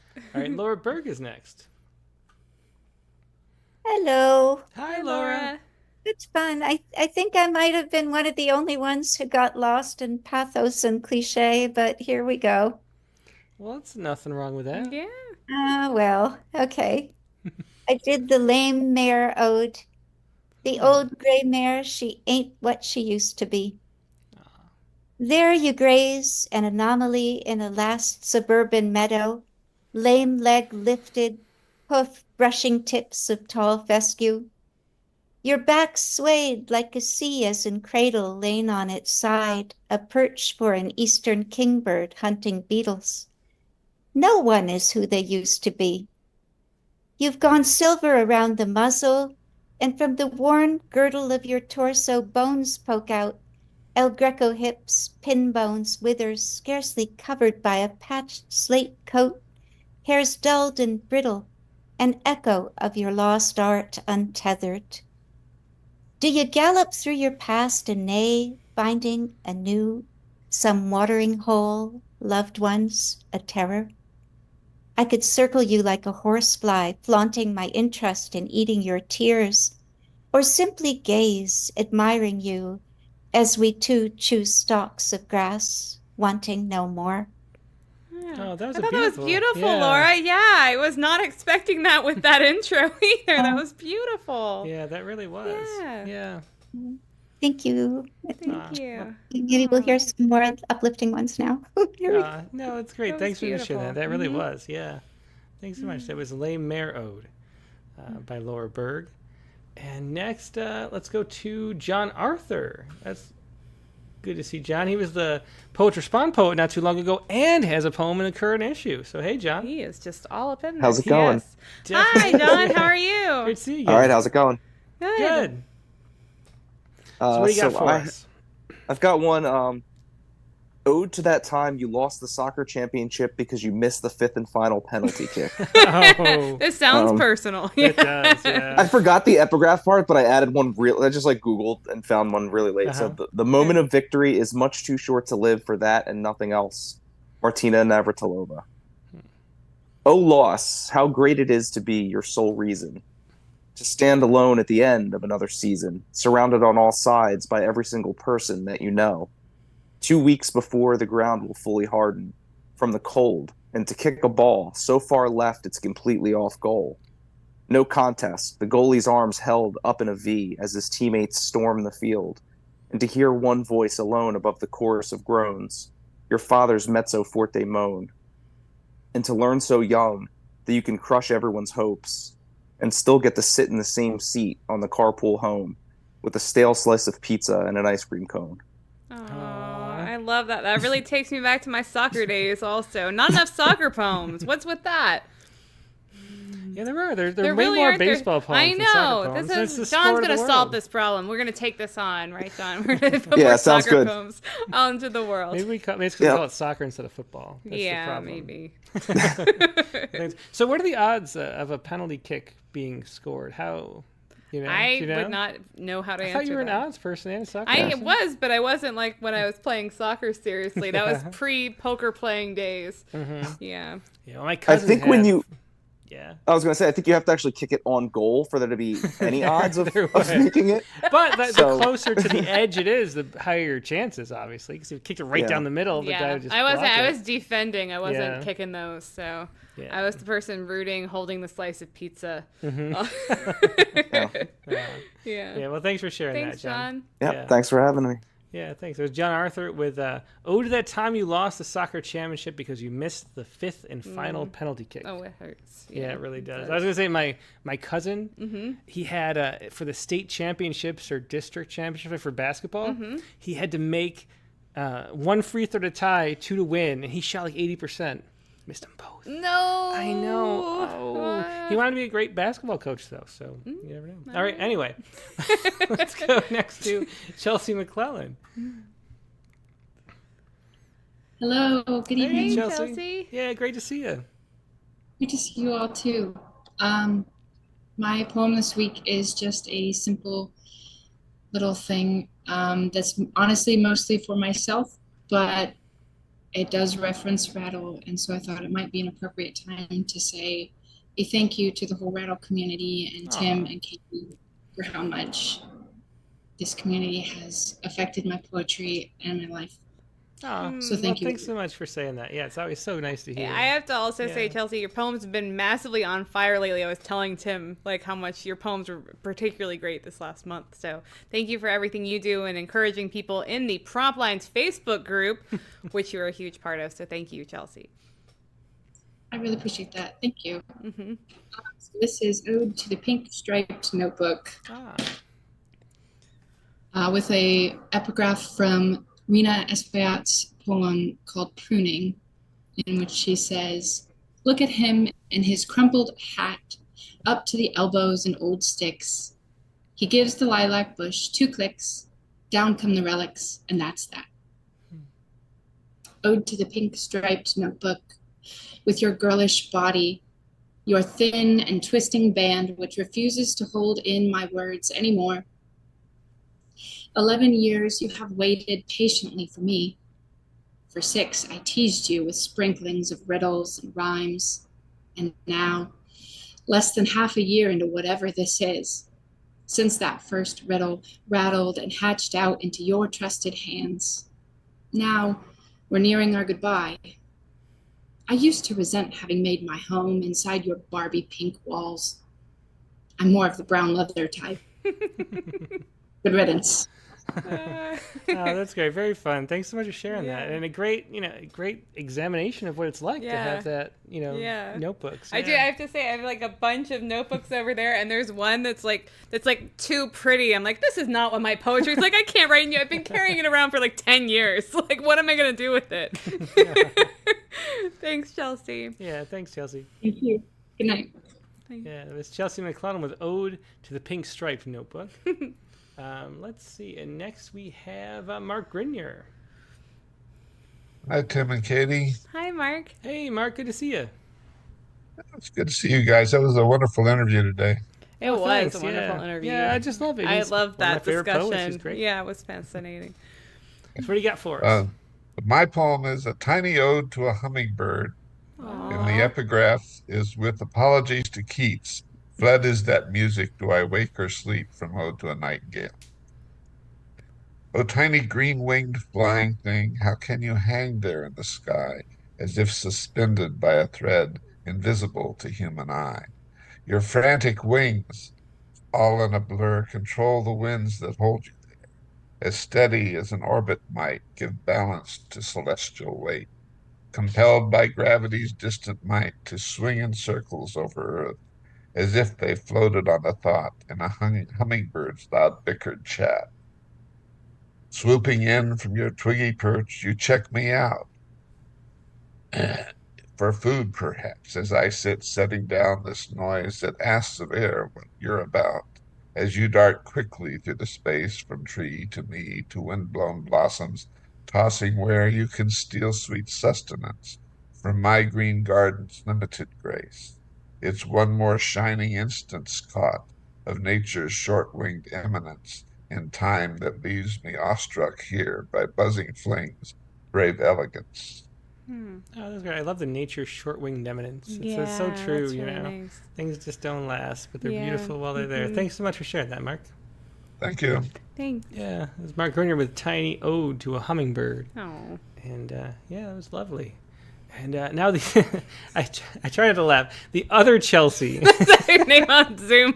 That's her name on Zoom. Yeah, so thanks for being here, Chelsea. It is because there's a Chelsea McGlynn and there's a Chelsea McClellan. Mm-hmm. And out of the, just glancing at the names, I keep forgetting that there's two. But it is such a great name. It is a wonderful name. It is. Yeah. Well, thanks, Chelsea. So how are you doing tonight? So I'm doing good. I struggled a lot with writing this. I probably started 5 or 6 odes. And so I finally settled on this one, which was trying to examine why this was so difficult for me. Oh, it's a great place to go when you're stuck. That's brilliant. Yeah. So my poem's Ode to Odes, and I forgot the epigraph like many people, so I found one quickly. My epigraph is More Happy Love, More Happy, Happy Love. Ode to a Grecian Urn by John Keats. Compliments are your domain, not mine. I must resist the constant draw towards cynicism and satire. But you, my dear one, exist solely to heap up praises and pleasures. Mawkish joy is your bread and butter, and you never fear going hungry. See, even my compliments turn to insult, so unlike yours. You can love a flower without mentioning its petals turning to slime in the forgotten vase. You can love a sunset without lecturing that its brilliant hues are due to pollution. You can love a man without pointing out his every flaw. Odes, teach me your ways. Teach me how to love without fear. Oh, really That's great great. ending. So Yeah. clever. Mhm. I love that. And that's the point, too. Like, there's no such thing as writer's block. If you can write an ode to writer's block, like we heard earlier, an ode to odes is brilliant. That's true. And for some reason, it didn't even occur to me the whole time that the reason why there's so many like fun poems is because an ode is like a praise of something, It is, obviously. And it's wonderful. Yeah. Mhm. Yeah. I don't know why. I guess I'm slow. It should be a praise. Yeah. Or there's like an irony too, but either way, There even is. if it's like an anti-praise, Yeah. it's still like ironically Mhm. humorous. So it Mhm. ends up being, no matter how you do it, Mhm. it kind of can't help but being Yeah. sort of positive. And grateful. Yeah, Yeah. exactly. It's all coming together. It is your diabolical It's plans. my schemes. Yeah. Thank you, Chelsea. Yeah, thanks. That was Chelsea. Thank you. Yeah, it was Chelsea McClellan. Or no, Chelsea McGlynn. Ah! Sorry, Chelsea. With Ode to Odes. Oh, man, that was terrible. Anyway, all right. So that is going to wrap up the Zoom. Let me see if, let's see. We'll do Ted's and we'll do Q's too. And also David Hutchinson Tipton. It just came very late, but it got it. So, all right. So anyway, let's do Q's poem, Dr. Q, I should say. This is Ode to My Toenail Clippings. Do you want to read it? I'm going to laugh too hard. I Okay. can't be the one to read it. Okay, so here's Ode Sorry. to My Toenail Clippings by Dr. Q. I believe in manicures. That's great. Me too, Audrey Hepburn. Yeah. All right. So, Ode to My Toenail Clippings. How illustrious art thou that livest under my bed? I shall discover your prominence many weeks later. Whilst I be chasing dingy, ill little dust bunnies that hide. Oh, my toenail clippings, how dry you have become. More brittle than dried clay, more parched than my old skin. And some have bits of polish still clinging to jagged edges. You are sharp as broken glass when you prick my tender flesh, your existence more fierce than the gremlins that never giggle. I, in my perfect pedicure, found snippets of wayward clippings in the valley of lint in the shadow of Mount Dust Bunny. I am certain I tossed those groomed toenails into the bin. Oh, my toenail clippings, thou must be unchangeable. And thank you to Dr. Q for justifying what I spend at nail salons. I appreciate that. And also thank you for reminding me I have to sweep and vacuum the bathroom. Okay. Well, we know what's happening after the show. Yeah, okay. Well, anyway, thanks so much for sharing that, Dr. Q. Thank you. All right. So, and then last but not least, we have a Ted Guevara. And of course, Ted always includes a photo. Mm-hmm. And so let's see what he's got. It is looks like some wild horses running through a kind of landscape. A lot of them. And they look very different. Like they're all different colors. Oh, that could be with different, what are those? The blazes? Is that what they're called? Mm-hmm. Yeah, the different types of the marking on their forehead. It's called a blaze, which I learned from you for some reason. The poem, because probably. I'm partially from Kentucky, perhaps. That's true, too. All right, so let's see. This is that's Ted's poem. Orange 69 Dart Hemi. Ode to a retired rancher at the Aiken Car Show. Interesting, okay. Life doesn't have to be about birthing horses. He says sometimes out of 1,000 bunch, there was least 5 an evening. Mares preferred at night, like huge wives with rules. Ultimatums were screamed. Under a wrecked moon too callous for romance, they neighed and bitched for the rancher to handle their babies with tender love and care. 5 a night, at least. The farm hands have to dig holes just in case. Misfortune is as bad as humans. Some owners don't sleep for nights or cry over their rare porterhouses at each time. World-class lament for some, but to the rancher, it's routine implicated by a tired heaven. I ain't watching you no more. They slip off the placenta, and the wet dark take over from there. Every one of them rough. The missus compiled Cartier earrings. Mares just need to be hushed of their unknown grief. The rancher is retired right now. A couple millions in the bank. California ain't what it used to be. Even the pretty got affected. So he and his wife chose my corner of the country. He looked relaxed, content, coping with whatever ails him that week. I told him I liked his car. That Heloise, he says. Heloise? That can't be his wife's name.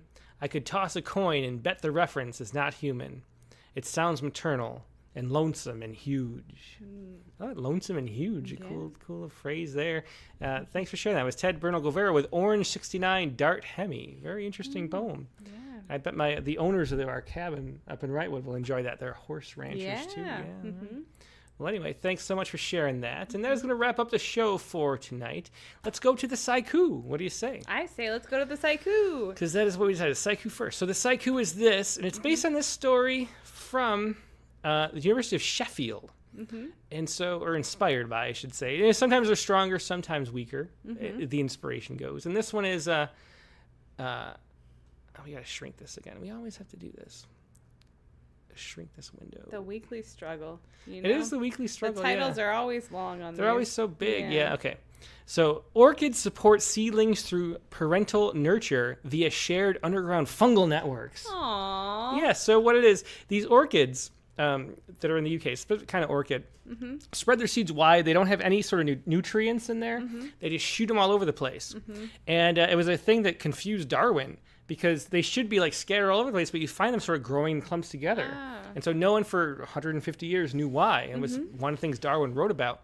This team of scientists at the University of Sheffield looked at this, and they decided to follow the nutrients using tagged carbon isotopes. Wow. From the sort of the sugars that the orchids produced to the nearby orchids. And they found that basically the orchids, they land nearby a parent kind of plant who then feeds it.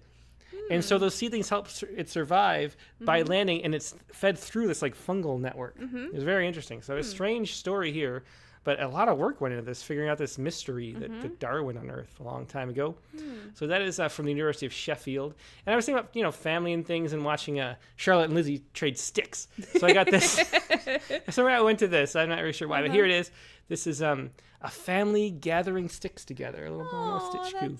A family gathering sticks together. You haven't done a Monaco in a bit. That's nice. That's true. Yeah, there we go. So that is the Sciku for this week, and that is the show for this week. Now, next week's 2 weeks. Yes, we have 2 weeks to write this from prompt. now. Yeah. So do you want to read what the prompt is this week, Katie? So everyone's gonna have 2 weeks for this. 2 weeks to do this. So we are going to write a poem set in a place you've always dreamed of going to but never have.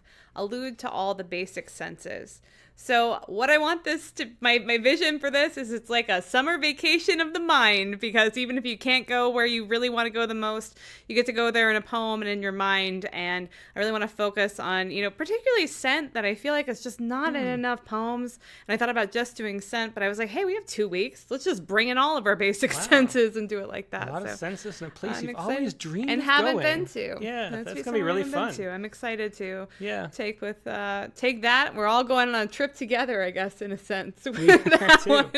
Yeah, well, very cool. Well, thanks for that prompt, Katie. That's next week's prompt. Write a poem set in a place you've always dreamed of going to but never have, and allude to all the basic senses. So that's going to be up. And we have, since we replied to all of the May prompts, it's time for the June prompts are up. Yes. So you can submit. You can also submit, even though we already read them on the show. You can submit your this week's prompt. So submissions are open. So send those on over. And in 2 weeks, the guest on the Rattlecast is going to be. Oh, wait, what? So Katie was saying something. We should talk about what? We should talk about the poetry space for 10 seconds before you introduce who's going to be the next guest, because it's the order, because you have the beautiful slide for that. That's so I'm going to say, last week we talked about performing poems, and we had Taylor Molly on, and it was really, I think, a fun episode if you want to check that out. And then we're going to be looking at summer poems for the next episode that's not out yet, too. Yeah, so it's the poetry space, And so it was Taylor Molly, who was just an expert at performing. I mean, he's been doing it for 30 years, slam champion, also did the Page Meets Stage series, so you get to see slam poets and page poets like Billy Collins next to Patricia Smith doing their thing and learning from that. So he has a lot of things to share. Definitely laughed a lot. Laughed a lot of humor, a lot of jokes in that, a lot of F-bombs. So don't listen to that episode around your kids. If you're offended by the F word, don't listen to that episode. But that was fun. So that was this week's poetry space, and then we're going to look at summer poems a little. We're taking a break on the poetry space too. So we are. We're going to take a true little break there and go on a little road trip too. So it's going to be fun. Sounds fun. All right. So now we can say in 2 weeks, the guest on the Rattlecast is going to be Annie Finch. You probably recognize Annie. She's a great poet, of course, but she was also interviewed in the winter issue of Rattle, talking all about different types of meter. We're so used to iambs and iambic pentameter, iambic trimeter, all that kind of stuff, but there are 5 meters that she focuses on. Whoa. 4 in addition to the regular iambic. And she talks a lot about how that they act on different regions of the brain and things like that. And after talking to Julie Kane about iambic, she's going to focus on nothing but other forms. Wow, really covering everything. She is. So we're going to have no iambic meter, wow, but all sorts of other meters in this episode with Annie Finch. That is 2 weeks from tonight, though. Sunday, June 16th. That's Rattlecast 249. The poems about places you've always dreamed of going but never have. Sunday, June 16th, 8 p.m. Eastern, 5 p.m. Pacific. Hope to see you then. Hope you have a great 2 weeks in the meantime, and we'll talk to you then. Good night. Bye.